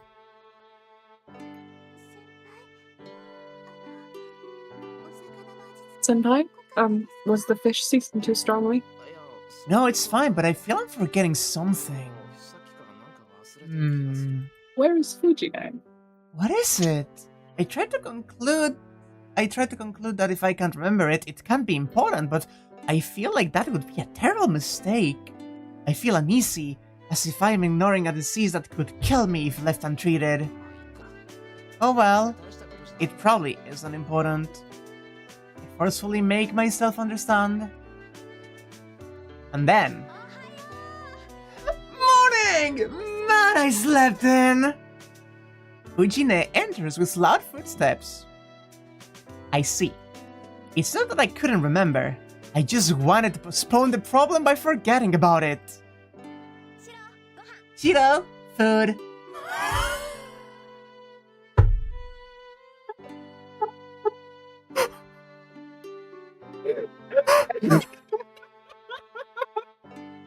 Anya's dying. I love her. Anya just died. Fujine sits, Japanese style, in her usual seat. Good morning, Fujimura-sensei. The choose greetings are in strange we need to do it at the same time, hon. Oh, fuck. Good morning, Fujimura-sensei. Fujimura-sensei. There we go.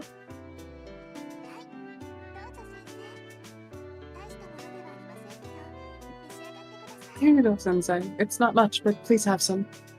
Sakura gives her a bowl with her usual smile. Aww. She takes the bowl and tilts her head. She knows something is wrong, but she can't tell what it is. Fujine quietly starts to eat, and after finishing one bowl of rice, she quietly whispers in my ear. Hey Shiro, why is Tosaka here? That's because she's staying here now. I explain things to her truthfully. Oh, I see. Tosaka-san sure does some strange things. Yeah, she's a weirdo. She keeps a mask on at school.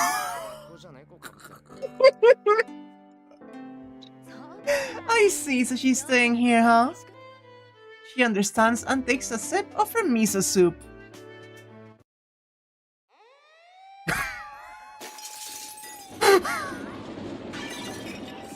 What do you mean stay here, Shiro? The table is thrown up. Fortunately, Sakura is on the other side and Tosaka has already moved out of the way, so it seems I'm the only victim. Oh, what are you doing, Fujine? This is miso soup. Cook rice and food cooked in a pot. It will be hot if you spill that on me. Why are we having food in a pot for breakfast anyway? Shut up! What are you thinking, Hiro? What kind of love and comedy are you in, letting a girl stay over? No, it's not even funny. I'm not trying to make anyone laugh. More importantly, this is hot. I'll get burned. Sakura, get me a towel. Here you go. I prepared a cold towel, Senpai. How? And how have you done this so fast? Because she's here every morning. She knows who she is. Thanks. Whoa, a piece of chicken fell in my shirt, and a hot one too! The towel comes later. Listen up, Shiro. Are you saying this seriously? Of course, you know I'm not one to joke like this. Anyways, I'm letting Tosaka stay here. I'll listen to complaints, but I won't change my mind. I object! I don't know what you're up to, but I can't allow it! One-chan won't allow you to live with a girl your age!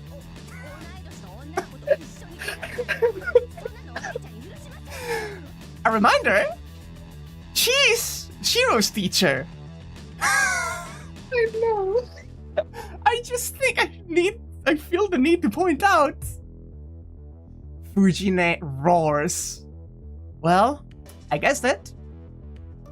Fujine is my guardian and a school teacher. I don't think I can escape such a situation with merely 100 beatings from the Shinai, or even from a real sword. But I guess you could say it's so fortunate that I have to push through with this. You have to. I don't have any bad intentions, and we're not like that. I could just say we got into an accident and I ended up letting her use the room here as a result. Shut up! I can't allow it! I won't allow her to stay here. I don't know Tosaka-san's circumstances, but make her go home at once! Yeah, she won't even listen. Crap, I guess she isn't someone I can convince. Sensei, you said you would not allow me to stay here, but I have already spent the night here. And then, Tosaka says those words, like pouring cold water on Fujine. Ah! Look at those eyes! Oh. I said I was allowed to stay here yesterday. No, I stayed here from Saturday evening, so I have stayed here for 2 nights, to be accurate. I have borrowed a room in the outbuilding and my luggage is already there. How about it, Sensei? Looking at things objectively, it seems that I am already staying here.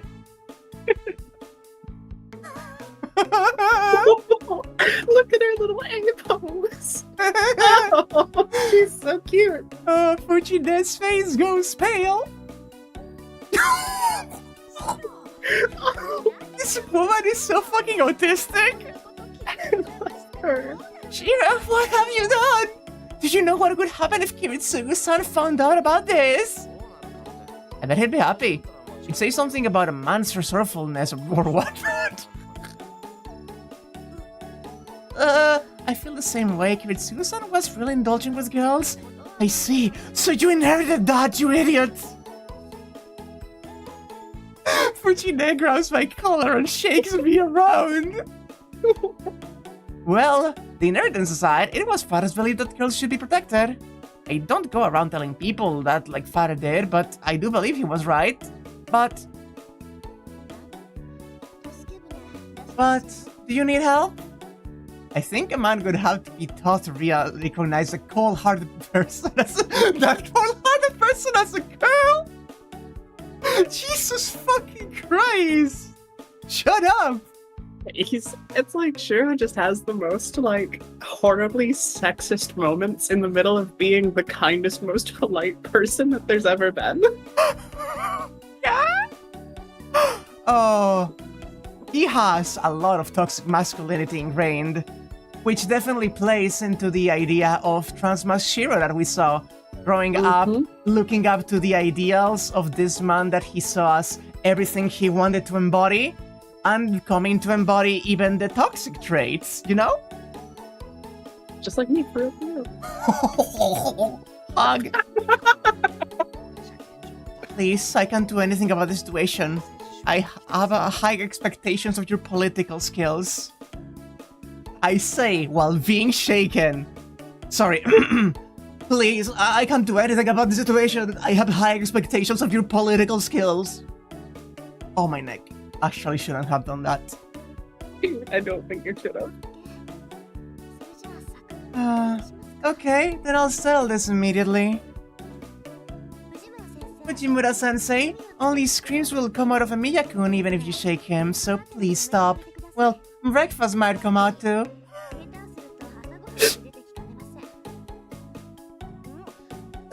What? A serious face doesn't scare me, Tosaka-san. As a teacher and as Shiro's guardian, I can't allow you to stay. Fujina lets go of me and confronts Tosaka. It must be her natural instincts. She must have thought Tosaka would get her if she kept concentrating on me. Why is that? There are many students that are boarding at her school. Is it not our school policy to encourage the students' independence? But even if you use difficult words, you still can't stay. You can't get independence from staying in a place like this. I would know.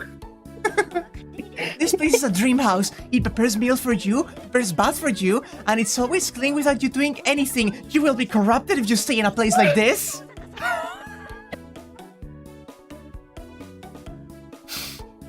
I can't with this. I can't. She's so useless. Fujine. That statement is problematic coming from a teacher. And as a rule, only students living far away can board on someone's house. Tosaka-san's house is further from school than here, but it's not like you can't go to school from there, right? Even Sakura-chan communes from that area, so there's no need to stay here. I could know I have become codependent on Shiro. It's what this house cooks all your meals for you, like... But my house is undergoing complete remodeling right now. It is an old building, so it's getting a bit unsteady. I was thinking of staying at a hotel until the remodeling is done, but when I explained the situation to Emiya-kun, as he happened to pass by, he said I could use his house rather than waste money. Well, that does sound like something Shiro would say. Yes, I was surprised by the idea coming from Emiya-kun, with whom I am not too well acquainted, but staying at a hotel is indeed cozy, and most of all, unstudent-like, so I thought it would be more beneficial for me to stay at Emiya-kun's house instead. What a fucking manipulative bitch. It's the Holy Grail War, you gotta do what you gotta do. Fujina groans. Since Tosaka's answer and attitude are so student-like, it seems that, as a teacher, supposedly, Fujina cannot object. I understand your situation, but isn't there a problem? You're a girl and Shiro's a boy. I don't know what could happen if the two of you stay under one roof. Please, Shiro, you have the perfect moment to just insult Rin to her face in front of Fujine right now and be the funniest guy in the entire series. Do you have the skills? What do you mean by that, Sensei? Well, Osaka-san is pretty and Shiro's a guy, so I thought I wouldn't like it if a mistake got made. I couldn't like it if a mistake got made. There won't be any. My room is on the edge of the outbuilding, and Emiya-kun's room is in the room by the shed. It's more than 20 meters away. I believe there won't be any problems with this much distance between us. Yeah, the outbuilding can't be locked, so it's like a separate house, but... She's trying to justify it so hard, and she can't. Right? Or are you saying you don't trust Emiya-kun? You said earlier that you are Shiro's teacher. Then I believe you know his personality better than I do. If he was the type to make that sort of mistake, I could not stay here. Oh, she's so good, actually. Girls, How dare you! He was a gentleman. He couldn't make a girl cry. Then it should be fine. I trust Miyakun too. I knew I could stay here safely.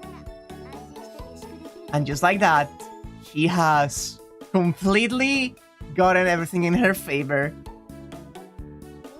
Ugh. Shiro was right to have faith in her political skills. Honestly, I'm impressed. Intensity in Fujine disappears. I guess it's decided now. We still have a lot of game Fujine. You're gonna put money on that? Listen. Remember that this game has 3 porn scenes. Remember that. Remember that. I'm just gonna say that. I literally can't forget. It keeps getting brought up. There are lots of things to follow up, but I bet Tosaka can get through those. So I guess Tosaka officially has citizenship in my house now. Yeah, there's only 3 porn scenes in total, 1 per route. And they're like 20 hours into each. God bless. You have to work for it. And so, breakfast ends. As expected, Fujine gave in after being talked down by Tosaka. In conclusion... Oh, Wagyu Sweet Summer Child, there's more? Wait, there's more? Isn't it 1 per route? I thought that was I thought there was like 3 substitutions total. Whack nervously. There's only 3, right? What do you mean? No. Oh no. Oh no. Oh, I was mistaken. Oh, I was very mistaken. Huh. It's so much worse than we ever could have expected. Oh man. I'm really curious about what each of them has been exchanged for. Unless there's only 3 of them that have been exchanged for something that is plot relevant. They should all have replacement scenes still though. Huh. I don't know. I am going to just say, I knew. I've been sipping, don't worry. I knew of 3 scenes that get exchanged. I am not going to say anything because I know what they are exchanged by. One of them's replacement is still pretty spicy, Ilmao. Don't worry about it. It's allowed on YouTube. Still though, I really thought there were only 3. Sorry, that has discombobulated me for a moment. We decided to try to keep it a secret at school and to have Fujine look after us at home. With that decided, and with more people around the house, Fujine happily goes to school. So when do you think Fujine is going to find about Saber? Totally forgot. She doesn't even know about Saber. Yeah! There's a whole other person sleeping in the other room. She has no idea. Yeah. We finish breakfast and I go talk to Saber before I leave. Saber, as expected, calmly says, Please obey Ren at school. Please consider me necessary when you are in danger. That will allow me to feel Master's danger. And she goes back to her room. There's a white woman in our house. There's a white woman in our house.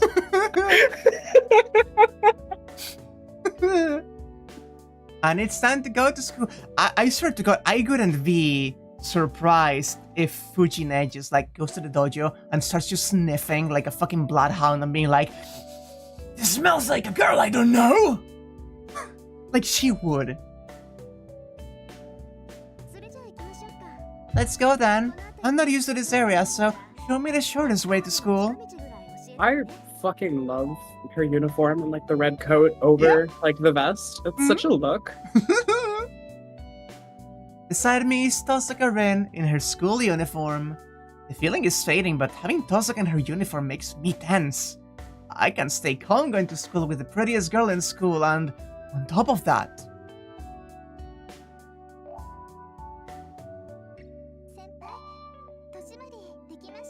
Sendai, I've finished walking the house. Sakura is with us today.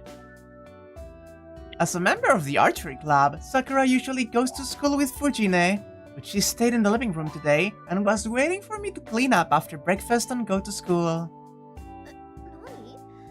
What? You gave Sakura a spare key?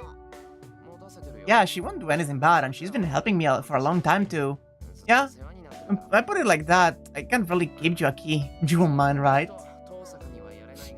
She just doesn't trust her. I don't mind, but what is that supposed to mean?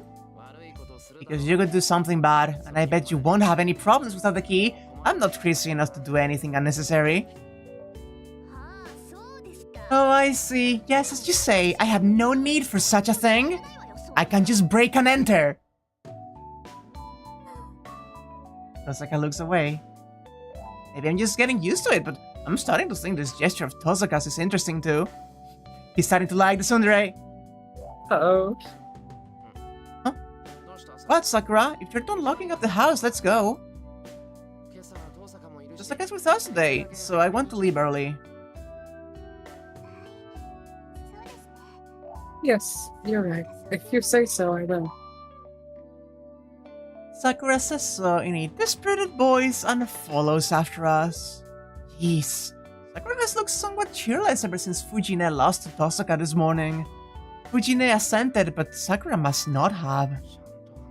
I guess I'll have to talk to her about it.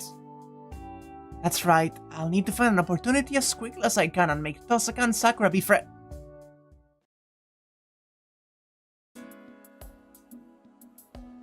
The Hill Road is full of students.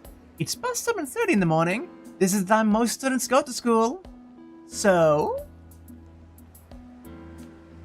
it's natural for me to be met with odd stares if I'm walking with people who stand out so much. Did she forget something? Tosaka has been quiet like this for a while now. What's wrong, Tosaka? You've been acting weird since around the road on the hill. Huh. I thought so. Am I weird? No, you're not weird, but the reaction is weird.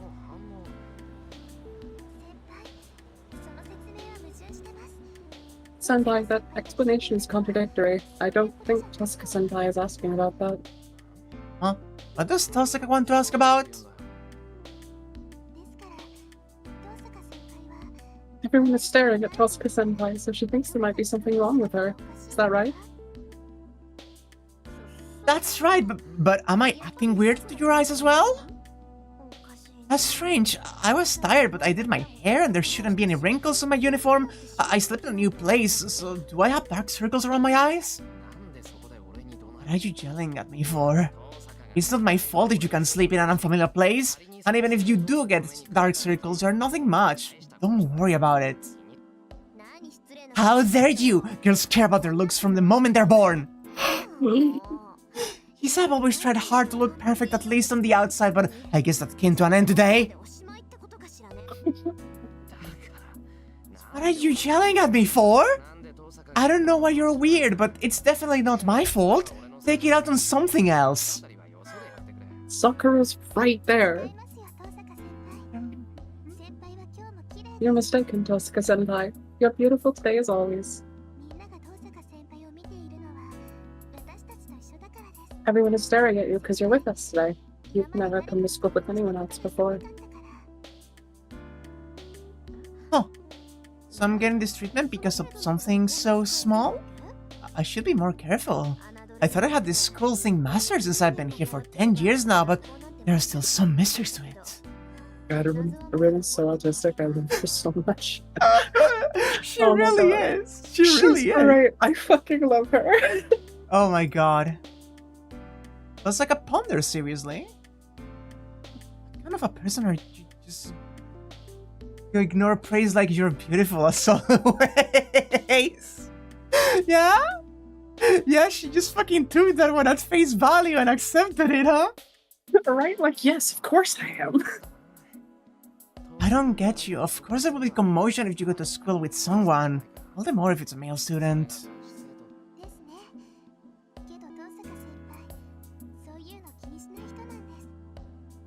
Right, but Tosaka-senpai isn't one to care about such matters. That's why there have never been any rumors about men. That and because she has been flirting hard with that girl in the archery club.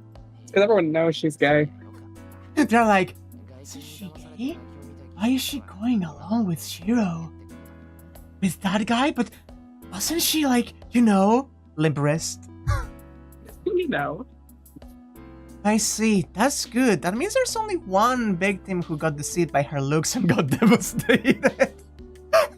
Shinji. It's the phrasing in chat. We were all pretty sure she's like super gay. They just look at them together and go like, she's totally trying to steal Sakura from him, right? They're like pointing like, alright, so why Shinji there?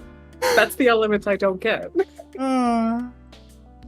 I talk secretly with Sakura while following Tozuka, who has a puzzled expression.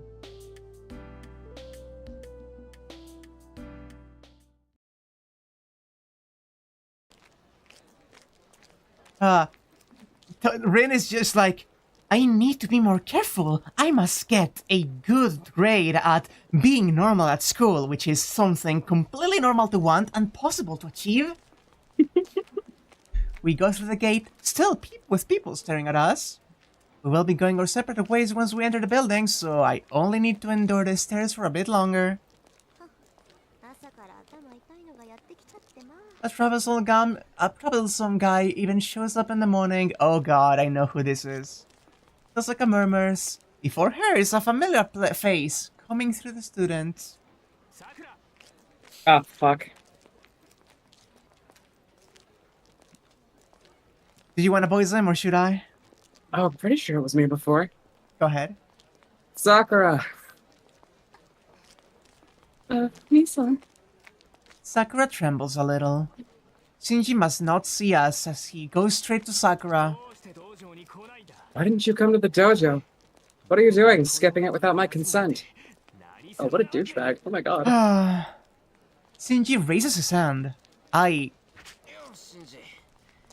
Yo, Shinji, working hard in the mornings, huh? Catch his hand and greet him.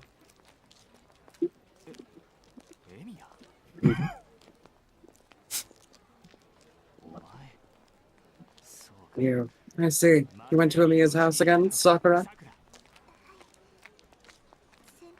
Yes, I went to help Senpai, but that's... Your responsibility as a junior?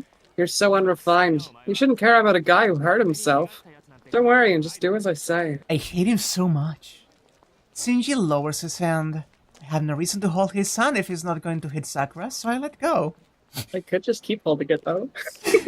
Couldn't that make it like incredibly awkward for him and just like get him out of the picture? Like, what if he just didn't stop, just kept holding, and he's like, "Dude, what are you doing?" And he's like, "No, I'm just greeting you." Stop making it gay, Amiya. Aren't we friends? And then he blushes a little bit, like, "Wait, are we back on good terms again?" Or are we buddies now?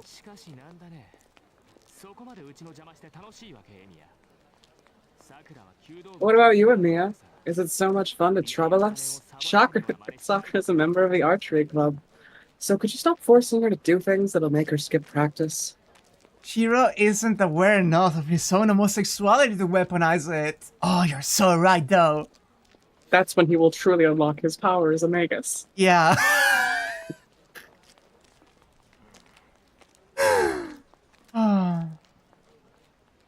I can't object against that. Since I haven't stopped Sakura from coming to make breakfast, that does mean I'm restricting Sakura's time in the morning.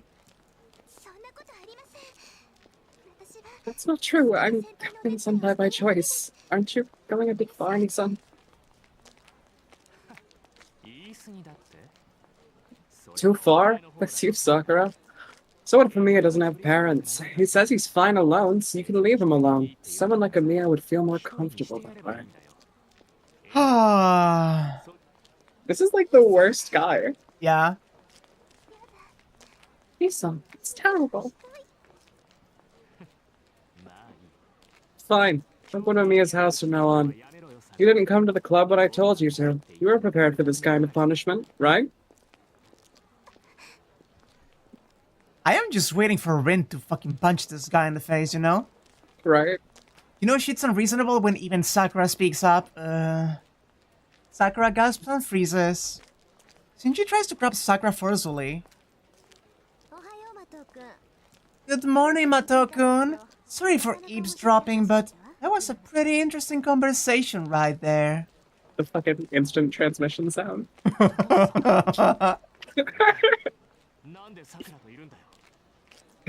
Sakura, what are you doing with Sakura? It's nothing unusual. Sakura-san is an acquaintance of Miya-kun, and I'm an acquaintance of Miya-kun, so we all came together this morning. Didn't you notice?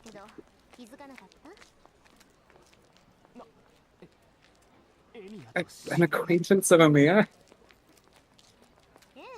Yeah, I know him well enough that we'll be coming to school and going home together from now on, so I'm thinking of making friends with Sakura-san too. With Amiya? Shinji glares at me. I must be just imagining that I felt more than enmity there. Well, I haven't been doing well with Shinji lately, but I don't remember doing anything to make him resent me that much. That's ridiculous. That's a bad joke, Jessica. There's no way you'd be with Amiya. Oh, I see. You must have a misunderstanding. It's true that I was friends with Amiya a while ago, but we're detached now, so there isn't much point in that approach, you know? Oh my god, he thinks the only way she could be with him could be to spite him because of the other day. What a narcissistic fucking asshole! This is perfect. I love villains. Is that so? I'm glad to hear that. I didn't have the slightest interest in you.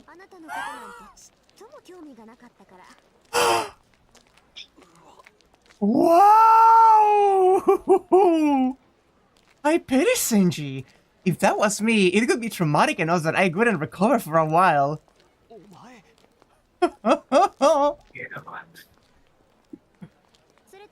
And Mato-kun, about the conversation earlier, the morning practice of the archery club is open participation.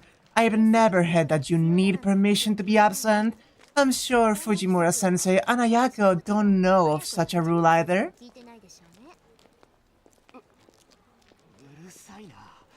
Shut up. An older brother can do whatever he likes with his sister. Don't poke your nose into our family affairs. Yeah, I feel the same way. So isn't it wrong for you to say such things about the Miya-kun's household? You're rowdy so early in the day, Mato-kun. I hate him. I hate him so much. He's the fucking worst.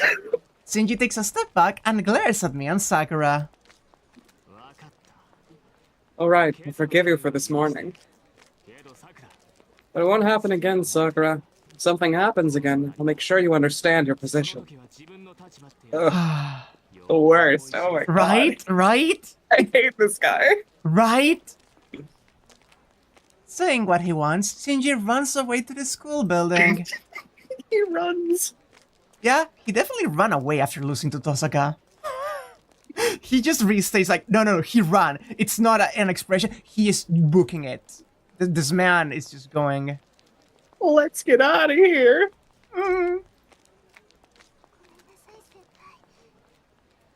I'm sorry, Senpai. Lee-san, let's grab your food.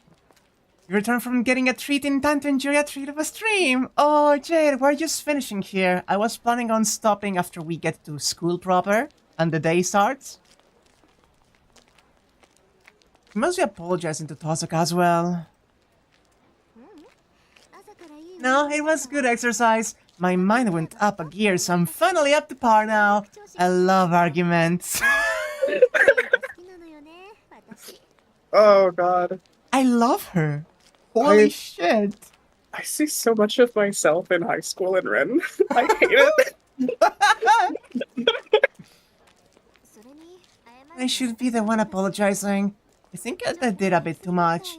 He has his position to think of, so I shouldn't have done that in front of everybody, you know? If Mato-kun is feeling down, cheer him up. Tell him he doesn't have to learn from experience and that he can come at me again. Ah, yes, if he doesn't learn from experience, please talk to him again, Senpai. Oh my god, I love them so much. Sakura must be relieved as she smiles cheerfully. Tosaka is looking away bashful. You too, Senpai. Please try not to get mad about it. You're the only friend Nissan has. I don't think they have been friends for real since he discovered that he was hitting you, honey. Yeah. You're trying so hard. I know, it's impossible not to get mad, but I knew he was that kind of guy as soon as I got to know him. Well, I know we'll get to know each other better someday, so I'll be patient with him. He will get to know your face better at this rate. We'll get to know him better when we find out he's a Magus. I'm calling it. You're calling it? But We will see. I'll mark that down as an official prediction. Okay. I don't know, though.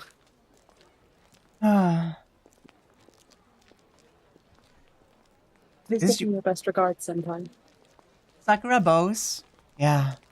If I do get really mad at Shinji, it will be because he's not satisfied with such a wonderful sister.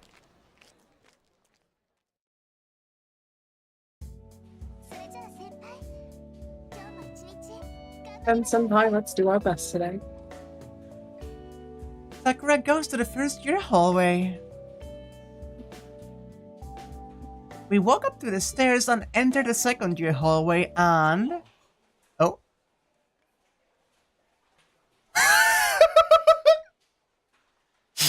I guess we have one last thing before we split from Ren and end the stream. Issei has seen what shouldn't have been seen. Ran into the student council president. Was it you or me voicing this guy? I don't remember. I think you were voicing Issei.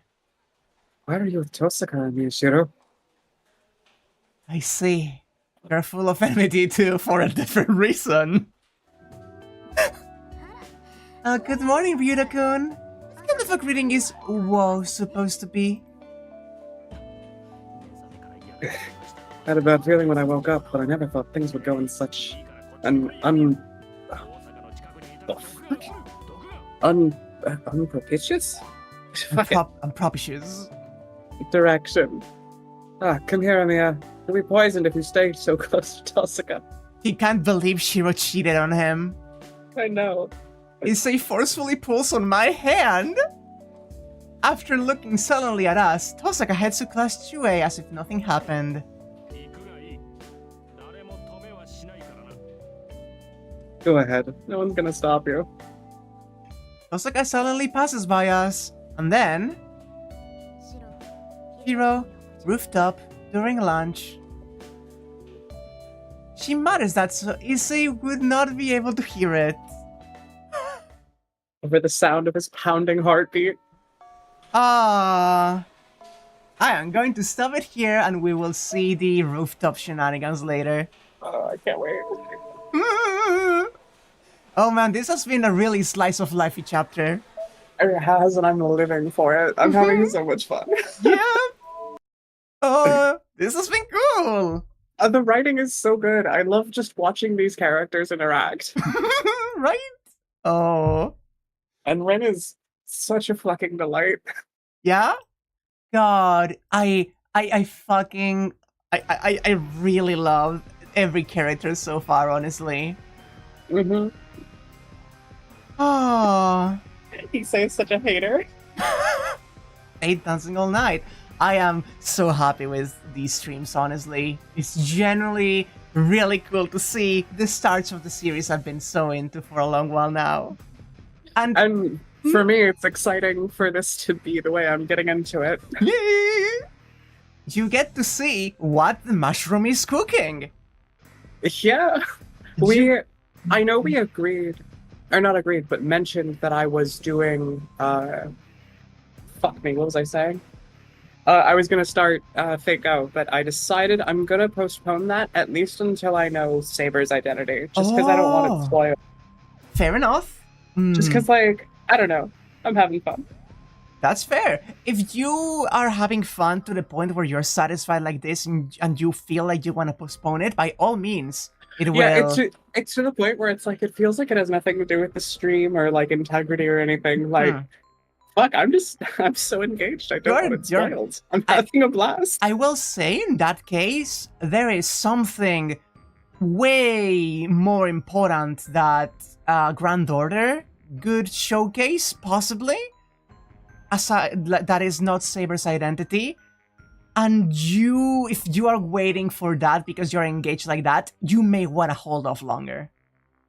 I'm so okay with that, genuinely. Like, I was like really gung ho about it because I feel like I just wanted content, but like, no, this is so much better. Okay, good. I'm having so much fun.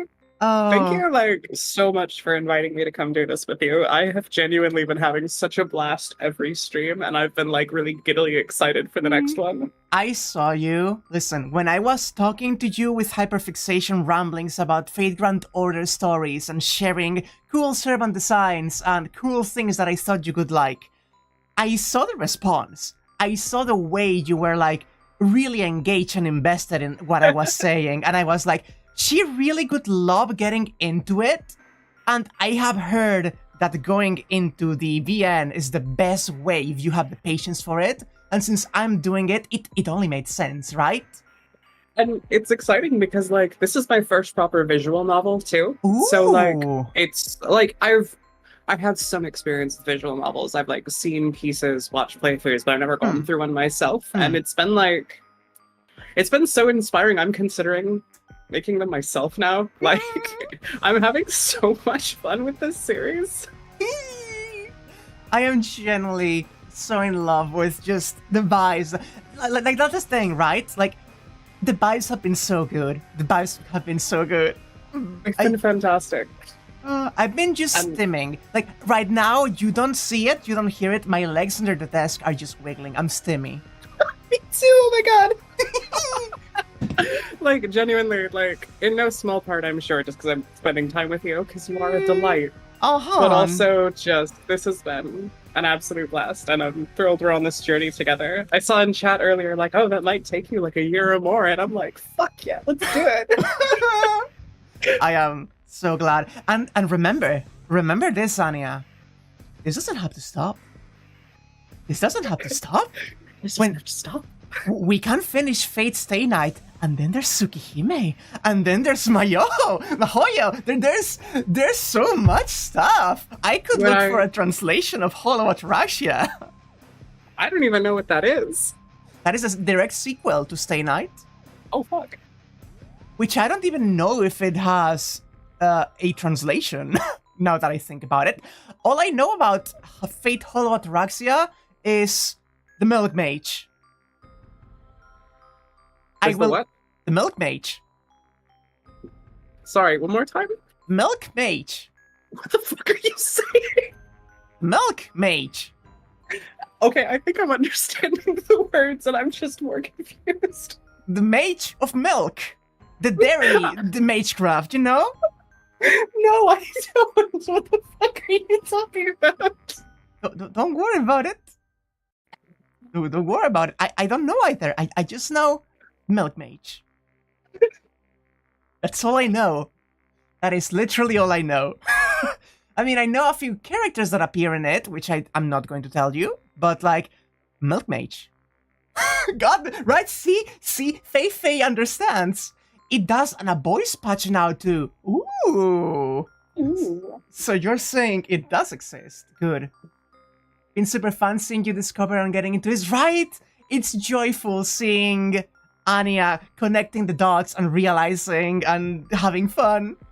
I just feel like I'm in like such an exciting circumstance because Fate has existed on my periphery for years, and I know I've mentioned this before, but it's always been something I've like slept on, either just something I assumed was like too big for me to even bother getting into or whatever.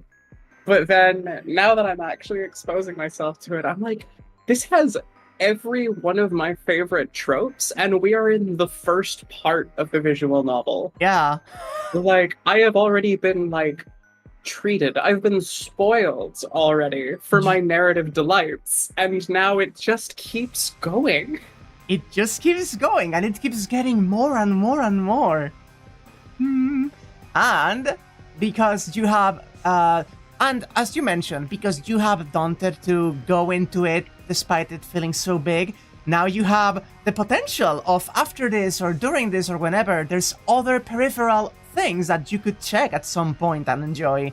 For example, as we were talking before the stream, the game that hits literally all of your aesthetic boxes. So excited. Samurai Remnant. That comes in 2 months. Oh wow, cool. I really like this. It's just a shame it takes place in like modern Japan. If only it took place in like, you know, a time period I found more interesting. And then it's just happening. Also, hello, Rhythmic Thoughts. We are just finishing the stream here. Yeah, I am so hyped as well. For anyone who doesn't know, there was recently a interview with Nasu and the producer of Samurai Remnant. And Samurai Remnant came to be because the producer, who is also the producer of Neo and Dragon Quest Heroes, literally played Fate Grand Order, got to Musashi, and liked her so much that he just planned out an entire game and went to Nasu like, hey, can we do this? Can we do this? Can I rep my fave? And I think that's wonderful. And then he was like, okay, I'm going to get my best people on this, and we're going to make a fucking adventure action game with Souls-like boss battles. And it's like, what the fuck? I genuinely, like, I'm eating good. I am fucking thrilled. There is so much good shit coming out today. Not today. Like, today in the sense of, like, you know, how, like, an old-timey gentleman would say, like, these days. And not only that, speaking of Souls-likes, Remnant. Just very good stuff in general. Very, very good stuff. Also, this is unrelated to the stream in general and what we were talking about, but tomorrow is the anniversary stream of Fate Grand Order, and we may be getting news on, like, more things on the Fate series, you know? Extremely fucked up. Also, it's nice to be a really big fan of a series that isn't over. yeah, it's lovely when there's just more content coming out and you're like, ooh. It's a dream come true. Fate has been a dream come true. I love it. It's great. Its tone is wonderful. I came for the anime action and I'm staying for the night. I was gonna say staying for the slice of life, but I had an opportunity. That is something I had the impression of. Aside from the cool servant battles, there is a lot of slice of life. And not just in Stay Night. In general, like, a big part of the draw is about the servants and the mages just kind of interacting with each other. And I think I love that a lot, always. Yeah, like, I think that's what I find missing from a lot of, like, action shonens and shit, is there's not enough of the characters just living their daily fucking lives. It's a lot very quickly after one arc, there's another big threat that happens, and they have to go solve it, and it just keeps repeating ad nauseum until the end of the series. Yeah, exactly. Like, everything has to be all about the fights and the power creep and everything. You know what I'm reminded of? Avatar.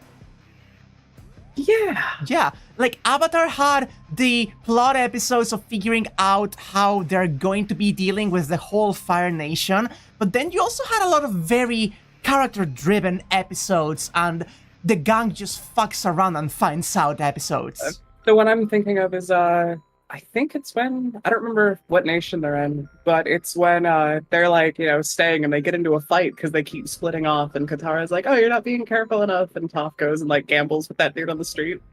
I remember that, and I do not remember. I think it was in the Fire Nation, but I cannot recall for sure. That feels like that's right, but I'm also super aware I might be wrong. I haven't watched Avatar in a while. That was the Fire Nation, yeah. Damn. Anyway, I remember it. It's fun. But yeah, it has that same vibe where it's not just about the cool, and the cool fights are really cool when they happen, and there's the expectation of the protagonist, like, getting more competent, and the big looming fights that are to come in the future, and how things are going to be solved. Like, that's all interesting and cool, but just exploring the setting and the people and seeing how they click together is a huge part of it all. It's like how in Fate, like we were talking earlier about how like things don't need super high production values to be exciting, and I was praising how in just the small things we've seen with just still images and very simple transformations, they've captured high intensity action. Yeah. And it's like, I think a large part of that is the fact that like I ate breakfast with these characters this morning. Like I'm so worried about what happens to them. Yeah, we literally just had a little comedic scene where Fujine's worrying about just Shiro growing up and Tosuka being there, and they're trying to hide Saber, and it's just shenanigans and super funny.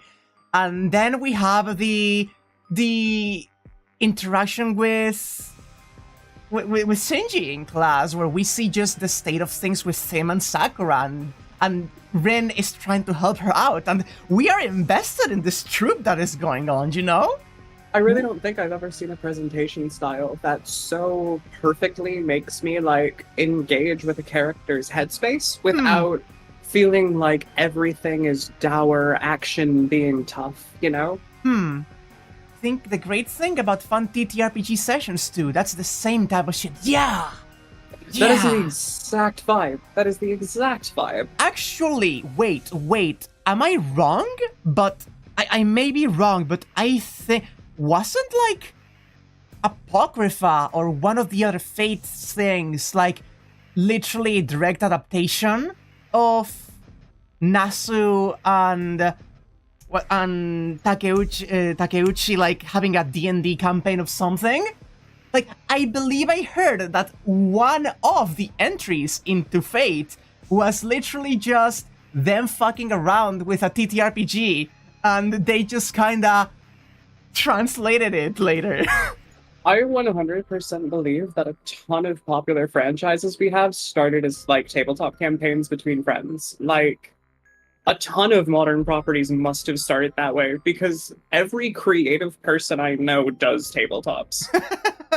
At least a little bit. And granted, that might be my own personal, like, bias on this, but... I could be wrong. I could be misremembering and remembering some other series I'm into, but I have this distinct feeling that it was Nasu and Takeuchi doing some tabletop stuff. Remember, me and Jackie were talking about doing a tabletop thing, like a short, like, little thing together, and I would really like to do that at some point. If you have room for a third at any point. I just said you, me, and Jackie. Oh, I didn't hear the you. This was a plan between us that we were discussing like 3 years ago, like genuinely forever ago. But Nasu started writing after he watched the first episode of Evangelion? Is that actually true? me but Berserk. I wouldn't be surprised, honestly. Oh. Ooh, I still need to check Berserk. Can you guess who Rin/Aoko/Akiha are based on? He always has to have the fucking Asuka, huh? You know, that makes so much sense all of a sudden. Son of a bitch. Suddenly, everything clicked. Everything clicked. Any of the pieces that were missing? I get it now. Okay, but now I have one question that I know you're going to dislike. I know you're not going to like, Anya, because you have told me not to bring this up before. But I'm going to. Stuff again? Is Rin a Briska? No. She's way too hinged. The immediate... No, she's not that insane. No, like, Rin is a much softer kind of tsundere. Vriska's got energy, you know? Oh, yeah. Yeah, definitely. You know who Briska is in Fate? I'm thinking, actually. In Fate Stay Night, there are... there's possibilities. I am not going to say anything. Actually, do not tell me, because I actually don't know that much about the whole vibe that comes later. So we will see. But anyway, did you wanna dip out, hon? Did you wanna say your goodbyes? At some point, I definitely should. But you're still enjoying. Just having a chat is cool. Actually, I should change things up to the ending music for nothing else than Sakura's theme in the background is way too fucking intense for just casual talk. Like, I love it, but I think we should make it louder and faster. I could technically do that. Just over our like very calm, like, you know, wind down discussion, just slowly ramp up the music like there's a boss fight approaching. Oh god. You know, when I commissioned Sakura's theme for the first time, I approached the... I approached... God, I have him credited in the description. I know him. 1 second. I need to say the name. Take your time, this is important. Kurai Kuromo on Twitter. When I approached Kurai after they did my Autumn Embrace start for the lighter days, it was Halloween, and I approached them like, hey, since it's the season, I was thinking of getting something harder and spookier, and I essentially described not a theme for Saku, but a theme for, like, the vibe the void in Arathia gets me. Like, I wanted it to be cosmic horror, like, fight with, like, a hint of, like, rock, but, like, mysterious, like, just, like, eldritch vibes in the background, you know? And when I told them, they were like, I know exactly the vibe you're going for, because I love that vibe, and I do not actually get to do it, like, often at all. And that's awesome. This was the first draft. Like, they basically came back to me like a week later, popped this like banger of a song on me, and I was like, I fucking love it. No notes. And it was like, it was supposed to be a spooky Halloween void thing, but I was like, nah, this is Saku's theme now. This is Saku now. As someone who does like visual creation, the way that people who can like, I can appreciate music. People who can make music, yeah, and make it capture vibes. I can talk about music all day and the way it evokes and the way it makes me feel. I love music, but the idea of painting with sound is just like insane. I am so in awe of people who can do that well. I've actually downloaded several programs though, like with synthesizers and to make music, and I even made like 2 tracks when I was way younger. And I think, in a way, I have the words to see why certain music stuff works and the vibes. Like, if I had to describe what something should sound like if I am describing a scene, like a fight scene or something, I could tell you the vibe and what I want it to sound like, and I think I have a good grasp, but I could not, for the life of me, put the sounds together myself. Yeah, like if I'm thinking of like visual art, I can tell you what I would do to make something give a feel. But when it comes to music, I can only like observe. Like yeah. It's such an art. It's something so cool as well, right? Like, can we talk for a moment, right? Like, I know I'm going off a really weird tangent right now, but the sense of hearing, the ability to perceive vibrations of things in the air, evolved because it's beneficial to be aware of your surroundings so that we can tell when something might be a threat to us. Can be manipulated to create a mood that just mentally transports you somewhere. Isn't that like so cool?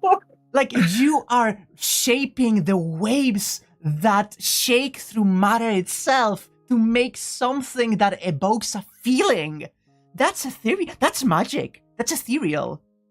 That's magic. That's like straight up. That's magic. That's just magic. It's honestly so cool.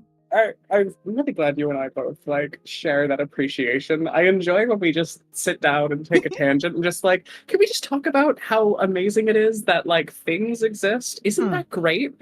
No, yeah, a lot of it is cultural. I don't mean to be very based on the idea that everything is very physical, but I mean more from like an evolutionary standpoint. It probably is something that started as a warning mechanism, how it evolved later and how communities come together and things change. That's different, but like, I don't know. I'm just pulling things out of my ass, but I could imagine the first instances of the sense of hearing would be primarily for warning, right?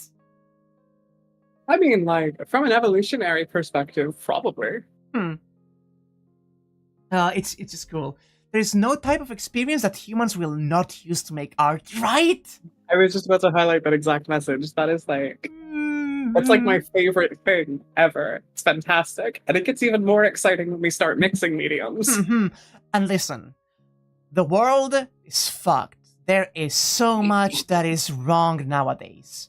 But I fucking love being human. I love... It's so interesting. It is, like, the experience of being human and being, like, of, like, existing in... There's a lot of awful things going on, and there's a lot of things that we have to strive together to change and make better for everyone, but the experience of being human inherently is fascinatingly complex and deep and wonderful, isn't it?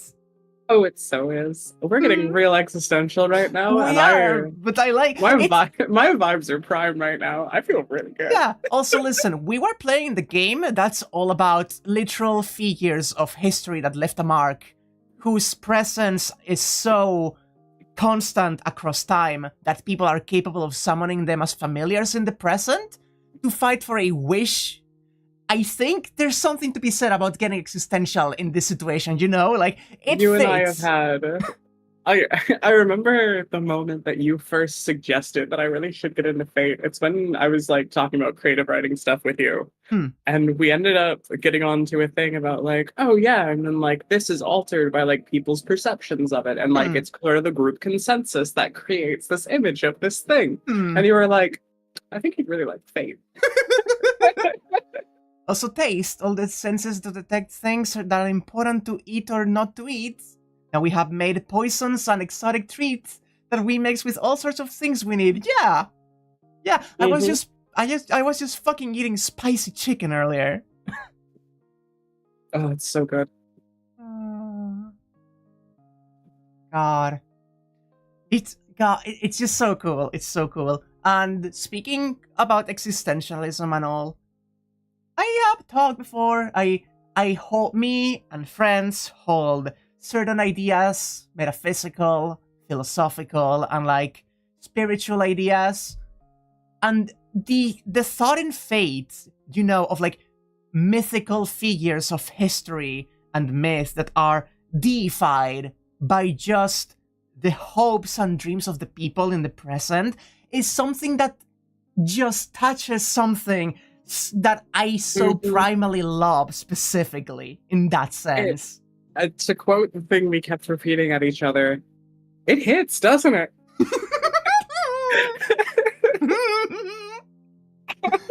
Oh, it's so good. It's so good. You had all right, spicy... now I think might be a good time for me to by all means skip. Because speaking of food, there's meatballs in the fridge. Oh boy, I'm about to go ham. All right.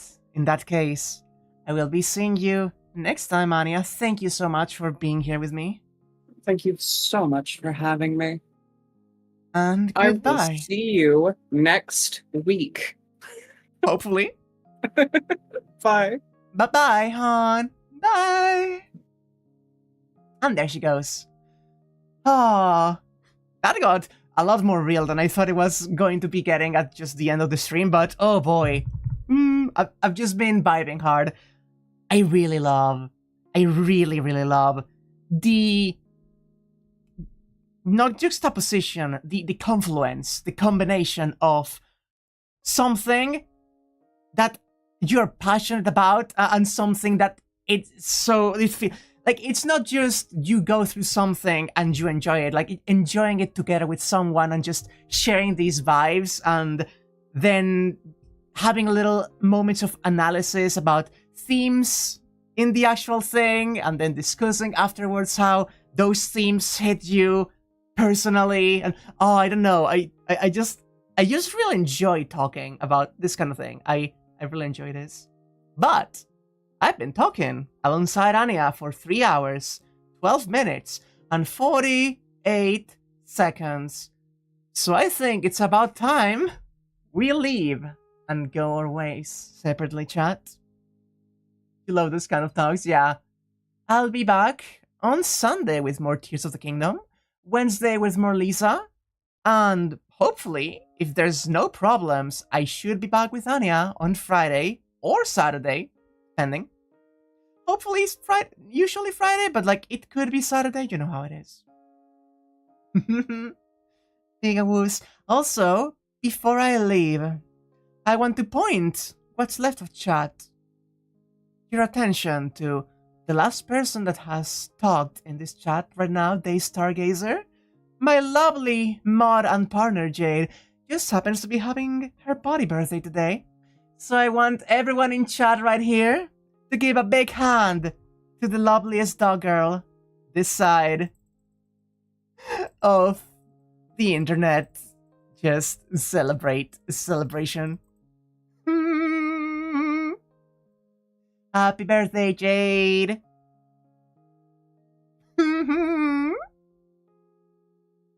Yippee. Anyway, with that out of the way and everything taken care of, I will be taking my leave. I need to rest. I need you all to remember that these late days go late. I play with Anya late because she cannot be here earlier. I need you all to know it's 2 a.m. I need you all to know that I started this at my 10:30 and it's 2 a.m. right now. So like, I need to go. I need to wind down for the day. Thank you so much for being here, and I will be seeing you next time.